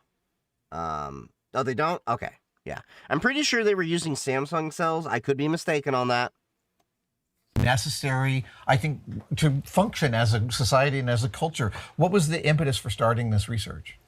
Yeah, boredom. I think I've always been curious about batteries. The first battery piece I actually did at Lumenfield was about the Anchor power bank recall, because that was a power bank I actually personally owned. Oh, amazing. And it started, and I took the scan and I didn't realize it's actually just 3 18650s inside. And it really changed. You see a battery pack, I've always just assumed it's like one thing. We have such a it makes sense, tool at our disposal to be able to look inside and analyze the quality. And I think a lot of people have that curiosity. Manufactured right down the road near me at a Panasonic factory. Okay. There's warnings all the time everywhere, and people get sort of desensitized to it. But I wanted to do some research and really see, like, is there any way we can maybe prevent some of that in the future? You know, I'm curious, in your guys' outreach about battery technology, what is the industry response? I just want to point out, he's got Mitutuyo there. That's like the Bugatti of measurement tools and stuff. You got a lot of attention for your Haribo scan, right? Tell me about this story. Tesla has a factory right next to Panasonic. I have friends that work at both plants. You actually got a bonus as hazard pay for assembling the battery popular on the stacks internet because for of how being many the failed during cheapest, assembly. like highest power bank on the market. It's like 20,000 milliamps, and it's like maybe $25, $30 or so. So millions of people wanted to buy this. Everyone wanted to buy this. It was really popular with like ultralight hikers, like really serious backpackers. Oh yeah, okay, of course, yeah. People who need batteries in the field, yeah. But unfortunately, you know, the classic story of cheap is maybe too good to be true. We scanned it and found like really questionable edge alignment, really poor overheat. Good God! Wow! Basically, we didn't measure the capacity because, especially once you kind of look at the layers, you don't really want to test it to its full capacity. But you described like a whale tail in there. Is that the winding just like going completely off? Every time I hear whale tail, I think of like the 90s and 2000s trends of, you know, women with whale tail. I don't know. Yeah, but exactly. There's 2 pouches in there, and like the winding in those pouches is like extremely low quality. So you see like this like really undulating layer going on. Okay, so you released that scan. What is the response? It's actually. I'm glad I wasn't the only one that thought that. Amazon. But there's a whole product line of Haribo branded consumer electronics. There's like earbuds with a screen, earbuds without a screen. They're like $25 and $14 respectively. There's charging cords. So we scanned the earbuds as well, and those were even worse. In terms of their manufacturing quality and you're sticking these in your ears. Coming out above the anodes, which you're talking about, and the cathodes were even splitting, like they were fraying. Ew! Oh God, that's terrifying. And you put this in your ears. Exactly right. Of the early 2000s. Not place you want a battery fire. Okay, so at least the world can respond in a reasonable fashion when they have the information. The earbuds are still up. Oh, okay. Oh, shoot. Good God. They haven't been as viral as the power bank, but it's just, again, a warning to consumers, right? Like if it's a really good deal, even if this is adorable, right? We were so disappointed to find they were low quality. I love Haribo. Yeah, no, totally. It's not worth it. No, it is not worth it. It is not. Alex, Andreas, I really appreciate you walking me through this. I have dozens and dozens of these, and I think I'm going to throw a bunch of the ones that are unlabeled out. I would. We're going to include, is the study available online? It is. We're going to include links to this in the description along with Lumafield's critical information. Guys, thank you so much. Buy good brands. Buy safe brands. Okay, thanks, guys. That was pretty interesting. I didn't think it would be that interesting about batteries, but hope y'all learned something there too. I know I did. I thankfully, I have like a few cheap batteries I'm definitely going to be throwing out because I've always side-eyed them. But I'm sticking to my Moly cells, my Samsungs, my LGs, my Panasonics, the reliable ones. Haribo just makes me think of the OG sugar-free gummy bears. See, when I think Haribo, I think of the gummy bears that came with the Prusa 3D printers because, like, getting gummy bears with the Prusa printer is just kind of like the thing to the point, like, you read the manual, it's like, have one gummy bear. But yeah. All right, let's see. The builder versus the miner. Good God, Vampire, you're, like, really into, like, Minecraft videos and stuff. I'm not judging, it's just like, I don't get it. Williams with the Black U Weather Report. God damn it! It's raining sideways. Sounds rough, Ollie. Do you have an umbrella? Where is it? Inside about 2 miles away. Is there anything we can do for you? Bring me some soup. What kind? Chunky. All right, we'll get on that. Let's go live to Ollie Williams with the Black... Oh. What is this? The tax fraud pride flag? Energizer? I don't think Energizer makes 18650 batteries. I could be mistaken. Tax fraud pride flag for when you commit tax fraud. Green represents laundered money, 3 gray lines represent cold prison bars, red represents the shame of being caught. Free to use, credit appreciated, but not necessary. Hey, what the tax fraud pride? Best VPN for gaming? Yeah, don't use a VPN most of the time. It'll actually add latency to your gameplay or anything. The reality is, I just use Proton for just about everything, unless I'm using Molvad to be even more private. But, yeah, Proton's great. I am affiliated with them, disclaimer, but there are links in bios if you do want to support the channel. But I don't know why people are, like, so gung-ho on, like, I need a VPN for gaming. Doesn't really change that much except your location.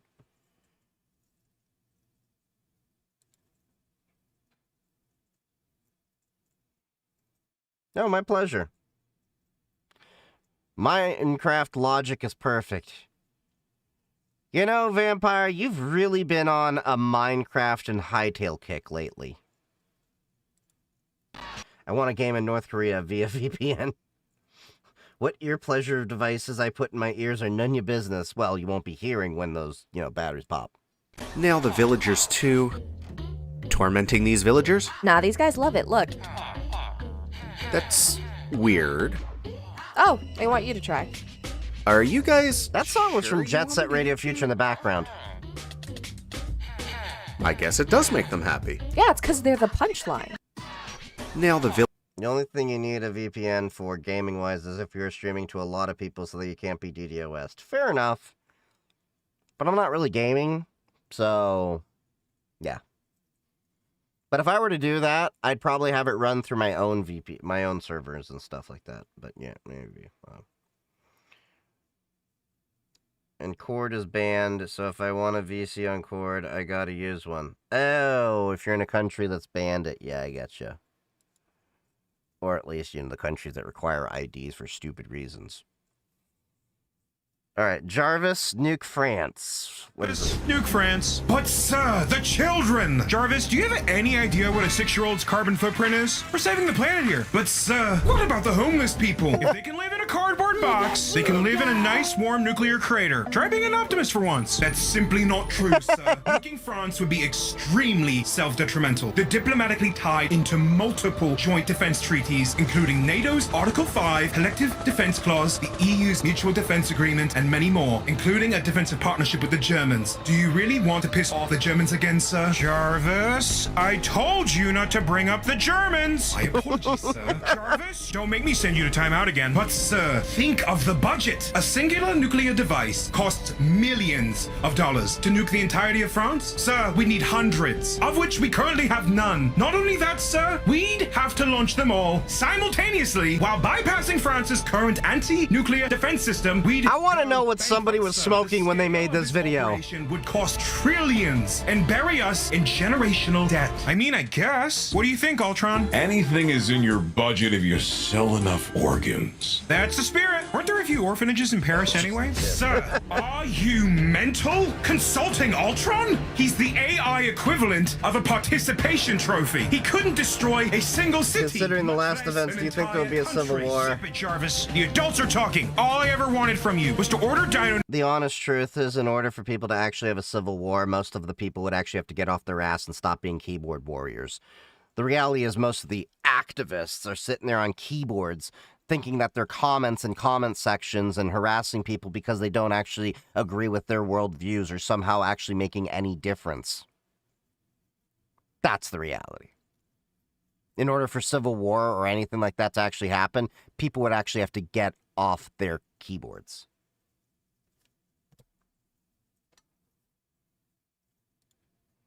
and nuke orphans, and somehow you failed at both. Oh, please. Nuking France is child's play. So this is diabolical. Look, all you have to do is just threaten France, and they will wave the white flag. You'll be committing genocide on a global scale. This is beyond your usual trolling, sir. This makes you worse than Thanos. At least he would have left half of France remaining. Rookie mistake, Jarvis. But so... You mentioned about talking to the developer of Blinkdisk. It is safe to say that they are reliable and true about their military-grade security. Yeah, they're using AES 256, which is pretty much an industry standard. You can even go look at their source code for their app. And you're doing client-side encryption, too.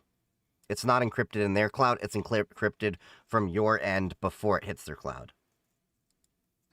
Is this really worth throwing your life away for? Think of the puppies! This is a long-ass short.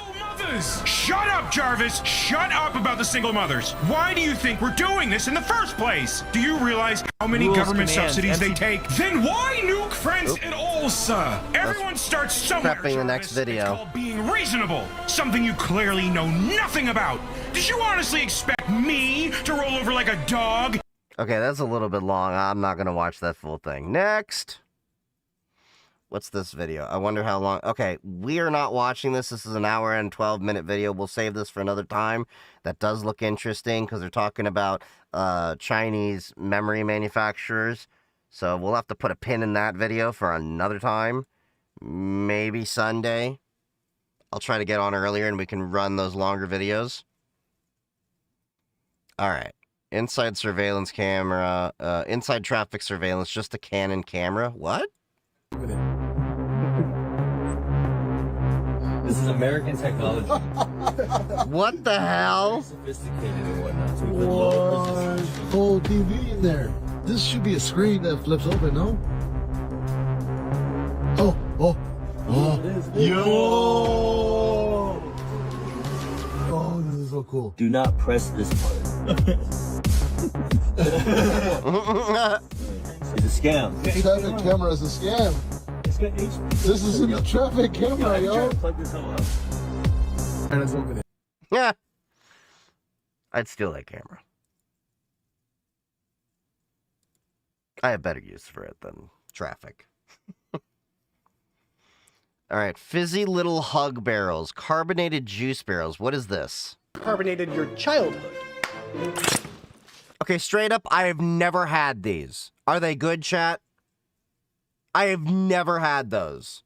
I completely forgot they even existed. Every time. Oh, burns. What do they taste like?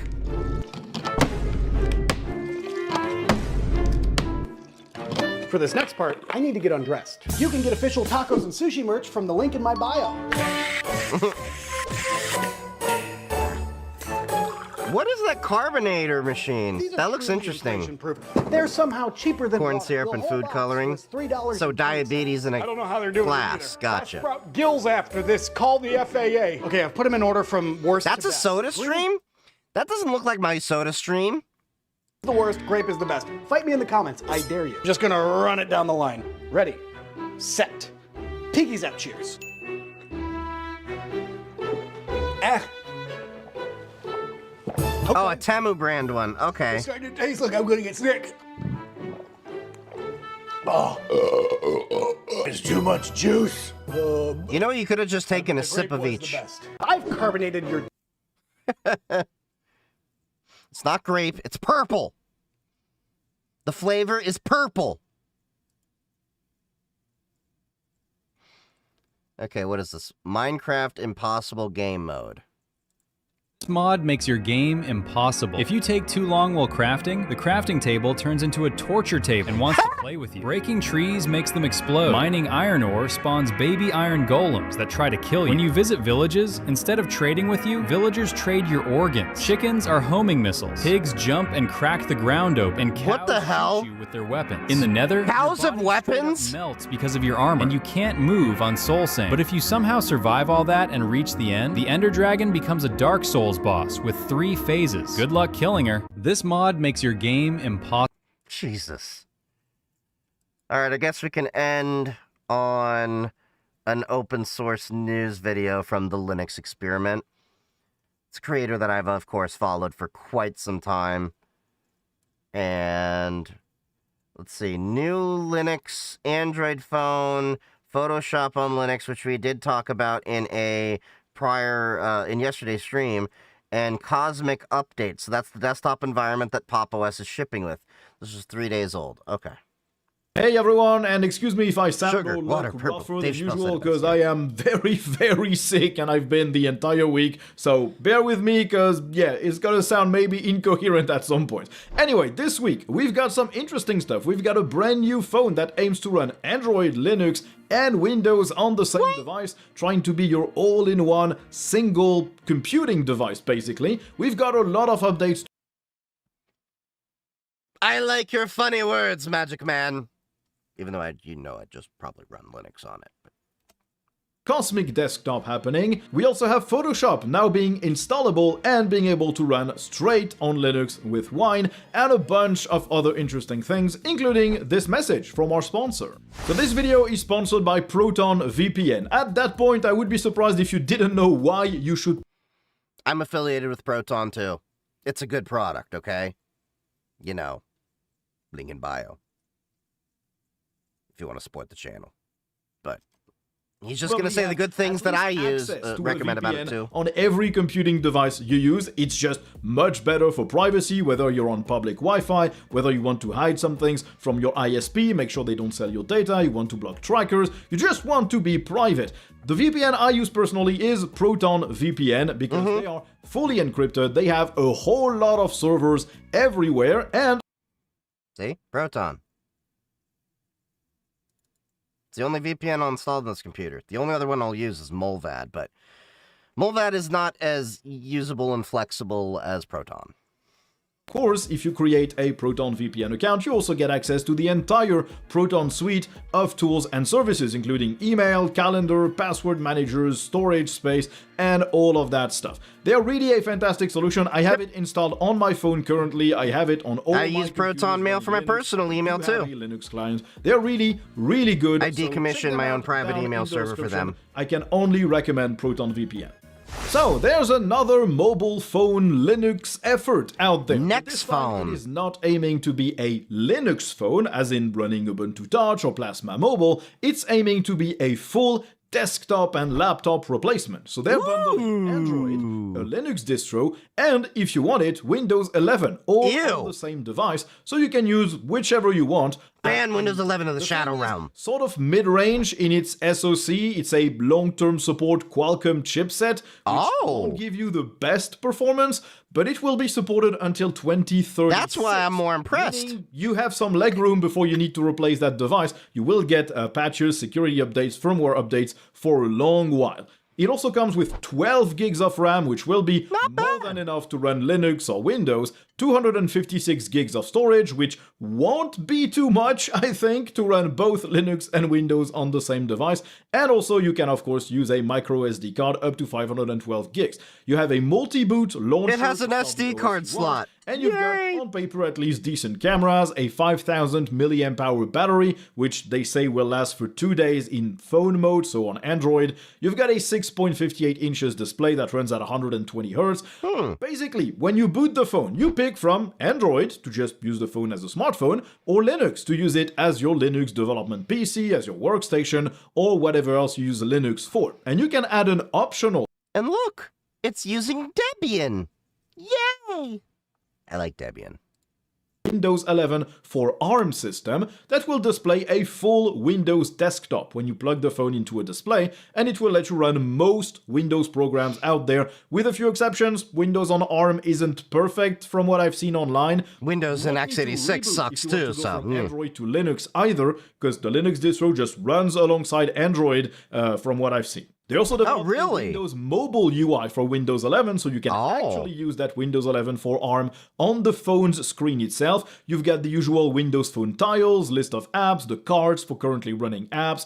It's not Windows Phone. The applications won't necessarily be designed for a smartphone screen, but at least you have a usable shell for quick manipulations without plugging. But why would you want Windows on a phone? The next distro that they include is Debian. It comes with hardware acceleration enabled. You can share your files and folders between Android and the Linux distro too. That's a and nice also touch. The phone has a few nice other things. The bootloader is unlockable, so presumably you can probably replace the Linux distro. It's got a dual SIM. Oh, that's a good travel phone. 256 gigs is built in, and you can have up to 768 gigabytes with micro SD, 5G, wireless charging, unlockable bootloader, so you can install de-googled NextOS. Nice. Nice. With something else. It has dual SIM support, it has wireless charging, 5G, it looks kind of rugged, they advertise it as being able to withstand a few drops and shocks. It comes with a 5-port USB-C dock, so you'll get 2 USB-C, 2 USB-A, and an HDMI port right out of the box if you buy this phone. And they also sell a Next dock, which is basically a laptop without internals. You can just plug the phone. Wait a minute. Wait a minute. Hold up. I thought that looked familiar. Ha! This is that same company. The Next dock. I actually got this because I was trying to do that very same thing. And I actually did like the dock. I just didn't like the phone that I worked with on this. Where is it? Ah, right here. So I got the Purism Librem 5. The idea was that we would be able to use it with this, and then I could just, you know, hold it up there with like a little arm, and then you could have the whole screen, and then this had a 4,000 milliamp battery or so, if I recall, so plus a screen, and then you'd plug in your phone to USB-C over here. So like, yeah, this is the same company. It's already getting a vote of confidence from me. Because I actually liked this dock laptop thing. I just didn't like the phone. Holy shit. That's nice. I actually have faith in this phone now. I have faith that this is going to actually be a good one. Like, this isn't vaporware. This is a company that already has released hardware. Sweet. And look at that. It's very affordable. $229. So basically you can have a phone and basically a laptop-ish format for about a G. That's not too bad. I need a Next dock for Samsung Z Fold 6 for DeX. Go grab this. It's like $230. It's great. It's got a trackpad. Like, I like the entire dock system. I just didn't like the Librem 5 phone. I had no complaints with the dock. It was great. But yeah, I am hyped for this. Into it with a USB-C cable, and then you get a full-blown laptop, except your phone is dangling from it when you carry it around. The phone costs $100. But like we were talking about, there is an arm you can actually get for it. And then you can just put the magnetic disc on the back, and it just held on. You saw how well the Librem phone actually held on to that. So it doesn't have to just be dangling. With the Librem, you're actually able to use the phone as part of the screen. So like a dual screen setup, I could still use the phone. I could still, you know, use the display there with my mouse and everything.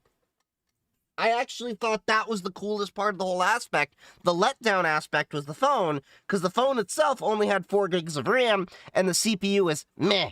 But if this has 12 gigabytes of RAM, and a middle-of-the-road CPU, that could be my all-arounder device.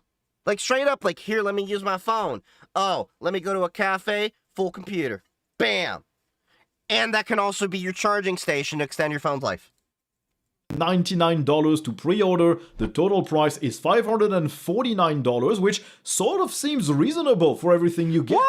Of course, the laptop dock is sold separately. I don't really have a need for this because I don't think I would be able to run Resolve on that and do my video editing competently on such a smartphone, but it does look really cool to have all of these systems at the same time on the same device. That would be a great device for me to take to conferences, though. Just for me to take my notes and stuff. I want to see this. Next dock turns your smartphone into a touchscreen laptop. Okay. The next phone. Let's see. Okay, the next dock is $230. And then the next phone...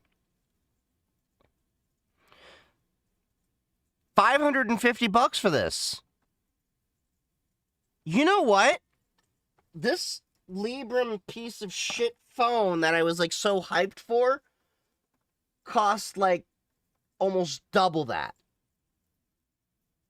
I think this is worth a good value if it ends up doing exactly what they say, because at $550, that's already like good mid-range phone price. Like just as a phone, that'll be great. Yeah, I'm definitely gonna be looking at buying that.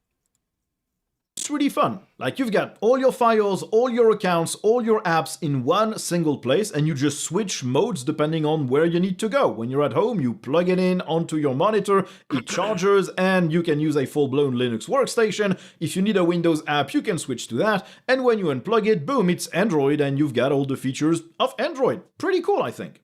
It looks like Wine is actually making progress to run actual Windows programs, not just games, because a new So we talked about this yesterday's stream. Support for Photoshop and recent versions of Photoshop, not an old Creative Suite or Creative Cloud version, or even an older standalone Photoshop.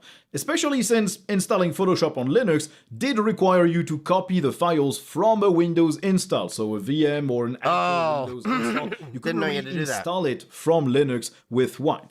Now, the Creative Cloud installer works with Wine and lets you install Photoshop 2025, for example. Okay. It seems to include tweaks to the XML and JavaScript implementations of Wine that let the web-based installer run properly using the Internet Explorer backend, which apparently Adobe uses to install. Can I use the Windows side for drivers on devices? Now, it is not foolproof. People report that it doesn't always work. It is basically an initial patch series. They say Photoshop 2021 runs really well, but 2025 needs a bit more work. Wait, was this different than the other one we saw the other day?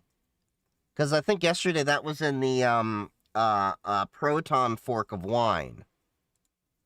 The patches are not upfront in Wine yet. They're just submitted for inclusion in a future version of Wine. Right now, if you want to try it out, you need to compile all of this from source, or you need to wait and find a repo that adds these patches before Wine officially accepts them. Still, it is pretty cool, and it does mean that Wine is now at a point where we can actually target specific apps and get them. I don't know what happened especially there. With the release of Wine 11, which added a lot more of the 64-bit support that a bunch of apps kind of require right now. Now, it is not perfect, and we can debate endlessly on whether we should or need to run those Windows applications on Linux. If these applications running on Linux mean people will actually come over, because would you really put your entire livelihood and workflow in the hands of one compatibility layer that has been known to break from time to time? We can debate on that endlessly. Yeah, that can be a good reason. These applications to Linux, we have a bigger chance of first having them maybe official. What is with this? Hold on. Am I dropping frames or anything? Supported by the actual developers, because if most of the work is done, I'm dropping frames. What the hell? Oh, probably because for them, maybe it gets easier for them to envision porting, for example, Photoshop to Linux using Wine as a wrapper. So what's the difference between Samsung DeX and this next phone? Well, Samsung is on Samsung, and the next phone is using Windows, Linux, or Android. You have full control over it. And it's de-Googled. You don't have to deal with the bloatware. That's the amazing thing about it. You have full control to do whatever you want with your phone. But also, it means people can just start moving to Linux with that one app that they're missing currently that is now compatible. So it's good work. Now that Cosmic got its first stable release, of course, they're starting to bring new features and adding some stuff to make the experience a bit smoother. So there have been 3 updates since the main release of Cosmic, version 1.0.1, 1.0.2, and 1.0.3.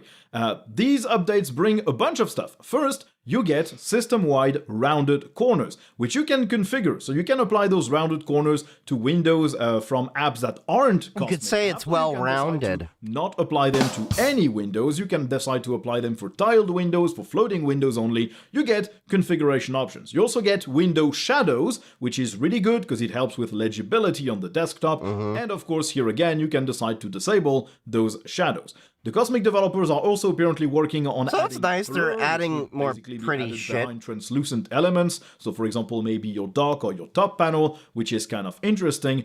They also released a bunch of other things. For example, when you click an indicator in the system tray, you can now focus applications that aren't on the current workspace. Oh, nice. Their initial setup now works properly when you have multiple monitors. This is why I was This is why I was waiting for Pop! OS 2604, because there's going to be a lot of these fixes that are going to be rapidly coming out in the next few months, and I think Cosmic is just going to get better and better from here. I already like the initial vision for Cosmic and where it's going.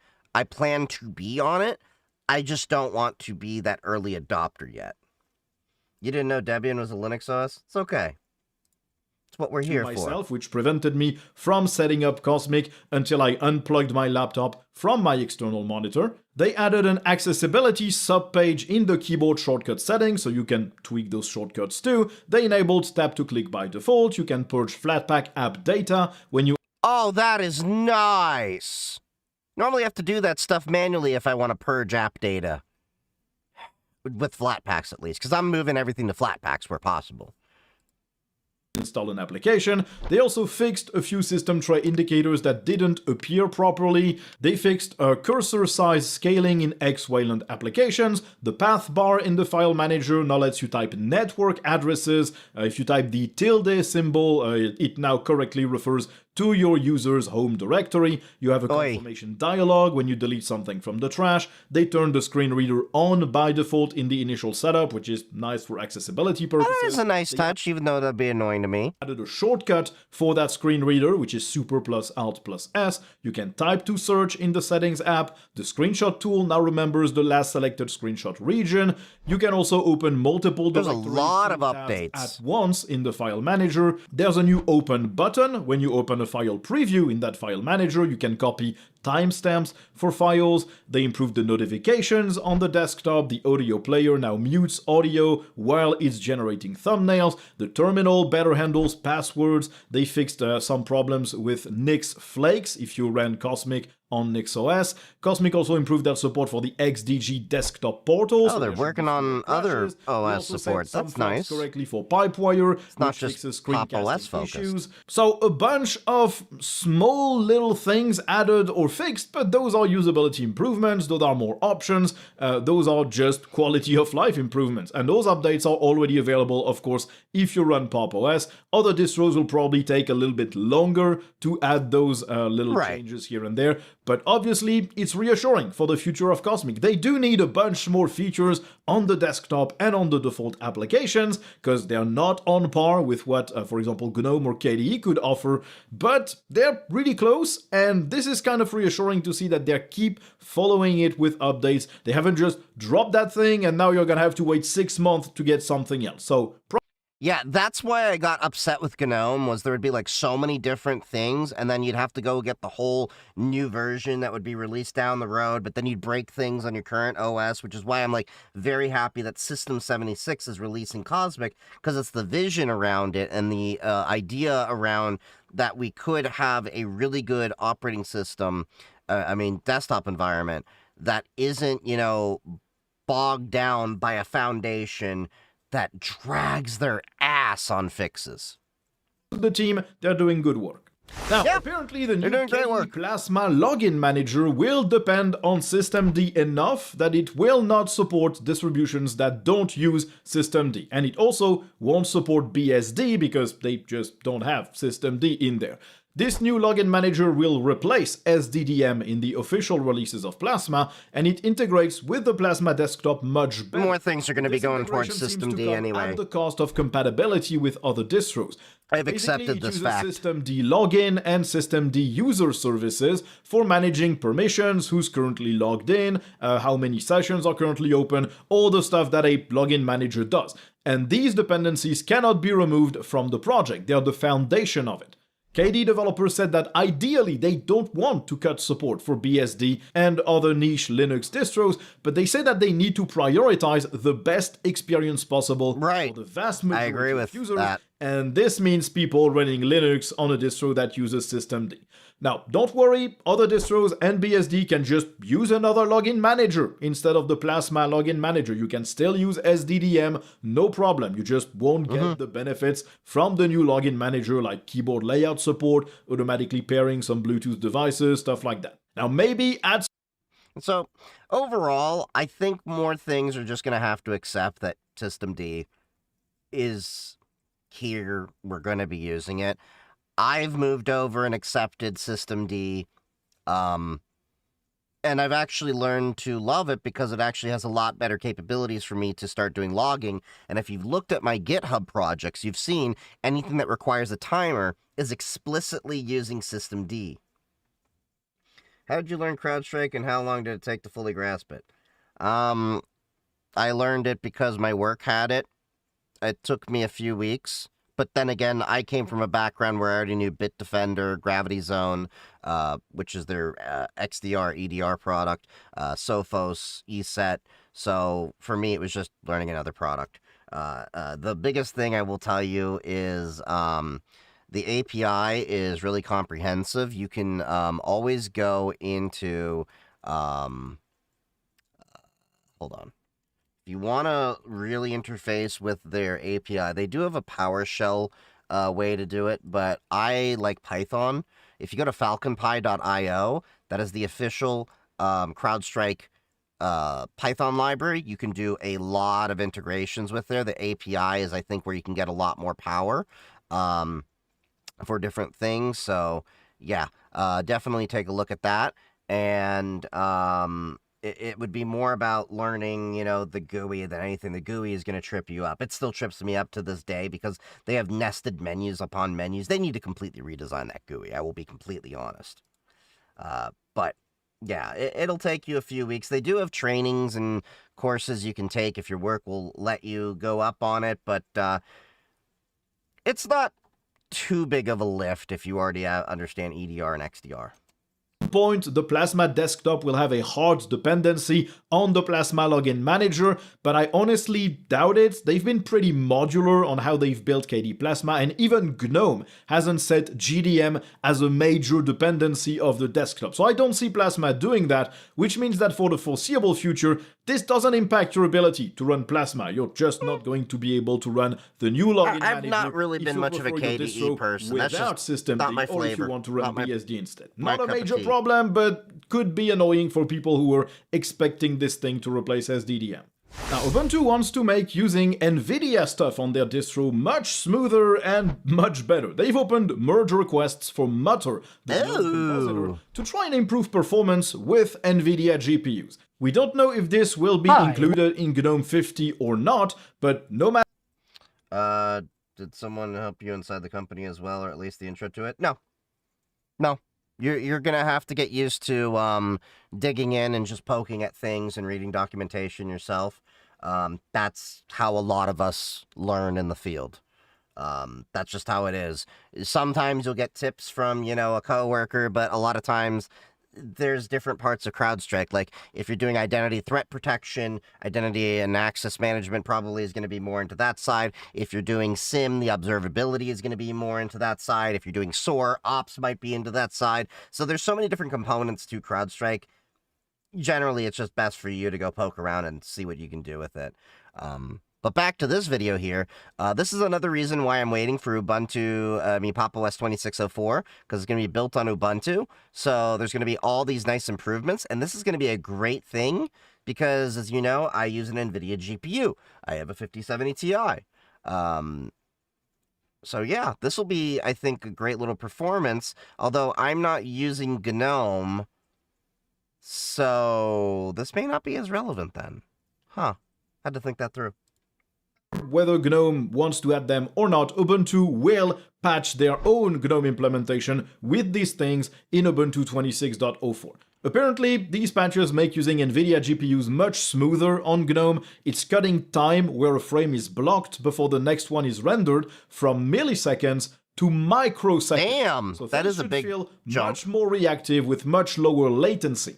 Apparently, all conflicts with these patches are fixed, and so Ubuntu expects to add this patch series in their next LTS. They say they have further optimizations as well that they would like to add, and that they hope that this can all land in GNOME 50. Now, it is important stuff, because Ubuntu 26.04 will be an LTS release. It will also be the base for Mint, for Zorin OS, for a bunch of other quite popular distributions. Like Pop! And OS. also, since they moved to GNOME 50, it means they're Wayland only. So the experience with Wayland, even with NVIDIA, needs to be the best possible. So hopefully these patches can be merged in GNOME itself, so everyone can benefit, but GNOME has often taken a more long-term approach to this kind of stuff. For example, the triple buffering patches were included by Ubuntu for years before GNOME actually merged them, so we don't know if this will be the same here. No matter what, better NVIDIA experience on Linux is good, so hopefully this makes its way into a GNOME version soon. Now, still on Ubuntu, Snap users are apparently getting updates to old, trusted snaps that they installed in the past, but those updates seem to contain malware. Alan Pope, who worked at Canonical on snaps and still supports the snap format to this day, warned that snap malware has moved from creating new accounts to impersonate known apps and names, notably crypto wallets. They've moved into pushing their malware through snaps whose domain names have expired. So basically, the attackers monitor a bunch of crypto wallets for their domain name to expire. When it does, they register those domain names, they ask for a password reset, they gain control of the snap on the Snap Store, and then they push malware through the Snap Store. Apparently, Storewise.tech and Vague Entertainment were two such domains. These snaps are crypto wallets, but they became malicious. They mimic the interface of the real thing, but they use a recovery phrase to steal the contents of the user's wallet. Malicious snaps that Alan reported were removed, but this doesn't fix the entry point. In the grand scheme of things, this is why you should not be using just random cryptocurrency wallets and all that. Maybe use something like Trezor. That's the one wallet I still use and recommend. That is way too hardware easy to wallets. access. Of course, the solution is to either not let your domain name expire. As a developer, that seems kind of important. You could just set up reminders, or just to enable stronger authentication on your Snap account. Rookie move to have your domain expire. For users, the fix is to just not install any crypto wallet app from the Snap Store. You get them straight from the publisher's website. I don't use any snaps. I use Flatpak. Now this is pretty bad because it's a very easy way to replace a version of an app that is installed on multiple user systems with a malicious version of it. Just because a domain name has expired shouldn't really open that door. So we need some additional security verifications here. I don't know if FlatHub would suffer from the same problem with verified applications. That's what I'm curious about. Domain name or not. But yeah, this needs to be looked at because it seems like a way too easy vector to exploit. Fortunately, it's mostly for crypto wallets. I don't think the majority of the population, even using Linux, uses crypto or crypto wallets. But if you do be careful. It's your money in there, so don't install stuff from places you don't trust. Just get the stuff from the developers, not from a third-party package repo on that front. Yep. It seems that parental controls are now finished on GNOME. They had already implemented screen time limits that parents can set for their children's accounts, but now they finalized the entire thing, complete with locking the child's session when the time limits are reached. and parents will have to unlock that with an admin's account password. This is probably because Linux users now are parents now. Where previously, child accounts could just log back in again.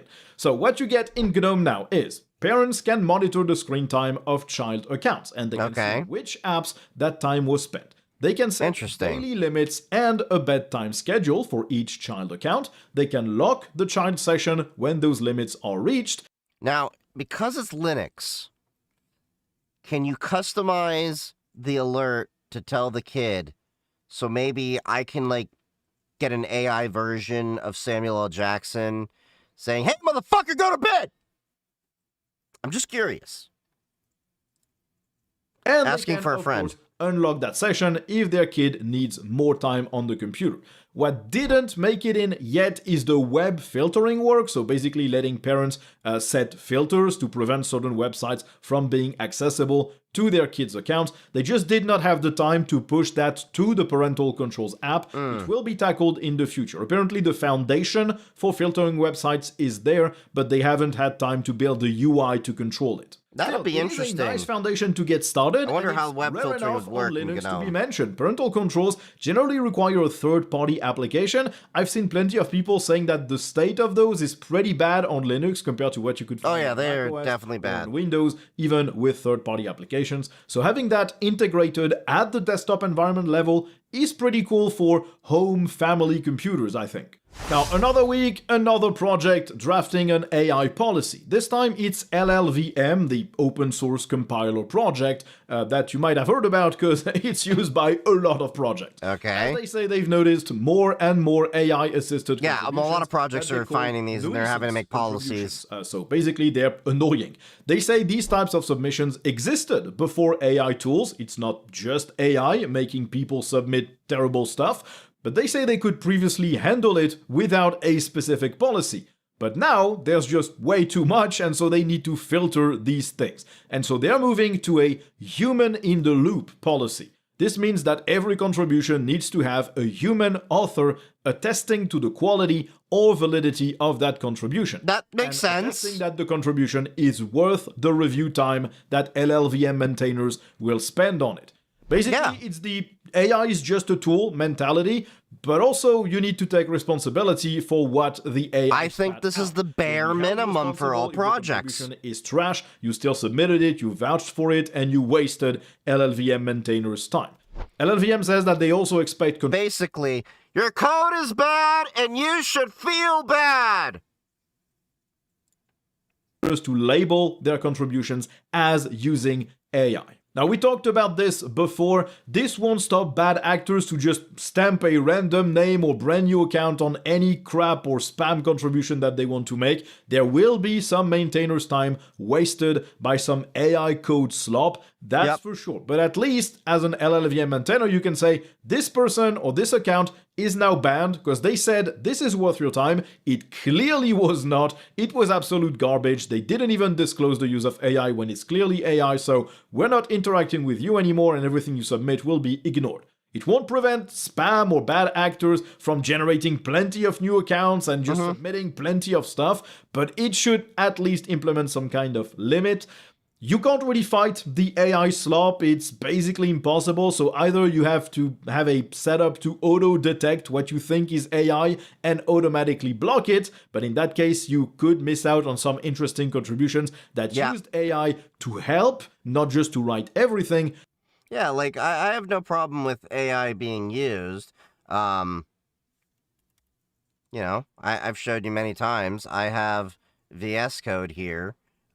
With different projects, and I use LLMs to help me, but that's a tool. It's just a tool. You still have to audit and vet everything that you do because AI will make mistakes. No doubt about it. It won't know what your vision is or how to best implement it. You need to let it in, but you're gonna waste a lot of time analyzing it. It's a really hard line to follow, I think, for maintainers, and it's one of the big problems with AI. It just helps generating so much stuff, but so much of it is trash, and we just do not have the time to vet every single contribution in most open source projects. Those are generally volunteers on their free time doing that.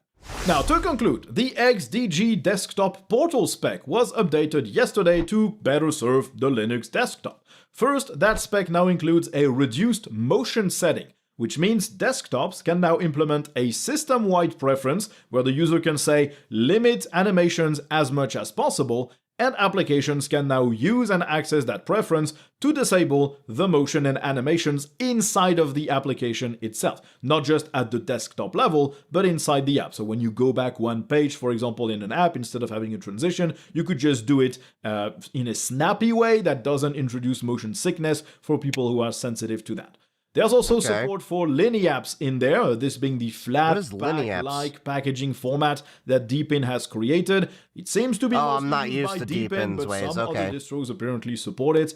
A developer is willing to maintain that implementation. That means a bit more standardization across the features and the packaging formats on Linux, so why not?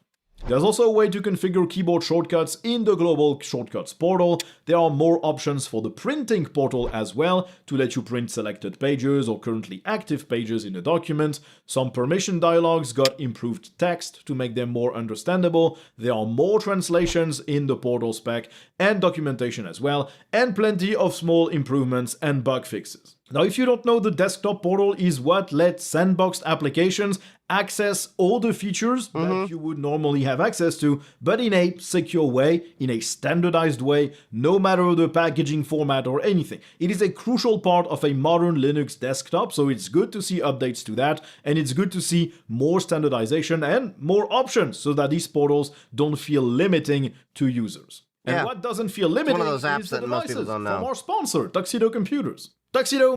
Okay, Tuxedo Computers. Yeah, I do have to say Tuxedo, great vendor. I have a Tuxedo computer laptop over here. You don't need to go through the spiel of, being a sponsor and everything. They are great laptops, great, computers. I definitely recommend them. It's my favorite laptop that I have in my collection. It's got an NVIDIA in mine. I got an AMD CPU and AMD GPU, so it's an AMD APU. And then I also have an NVIDIA 4070 in there with 96 gigabytes of DDR5 memory and 2 terabytes of NVMe. It was actually really great. You can customize it in so many different ways. So, yeah, definitely could vouch for it. These have been some really great updates that are going on. I'm definitely looking forward to that phone that's coming out. So, yeah, I definitely am looking at that next phone. I don't know if I'm going to put down a reservation for it, but I'm definitely interested in it. Well, maybe I will. My bonus coming around in a couple weeks. But anyway, yeah. So, it's getting a little bit late, guys. Thank you all for joining me. If you haven't already, hold up. Wait. I am not gonna cut out on an ad. Let me snooze this. Yeah, snooze the ad. Thank you all for joining me. If you haven't already, make sure to follow me on all of my socials and join the Discord and Matrix servers as well. The links are in bio for all of that if you don't see them in chat. I am also primarily on YouTube for my long-form videos. We are on Twitch, Kick, and YouTube for live streams with, TikTok as well there, but TikTok is honestly the second-class citizen of all the streaming platforms, being honest here. And of course, I hang around the Discord. I'm on Blue Sky and I'm on Mastodon too. So thank you all for joining me. I will be back on for my next scheduled stream tomorrow. So stick around for the raid if you're on Twitch, but otherwise, love you all. Stay safe, and as always, happy hacking. See y'all tomorrow. Have a great night.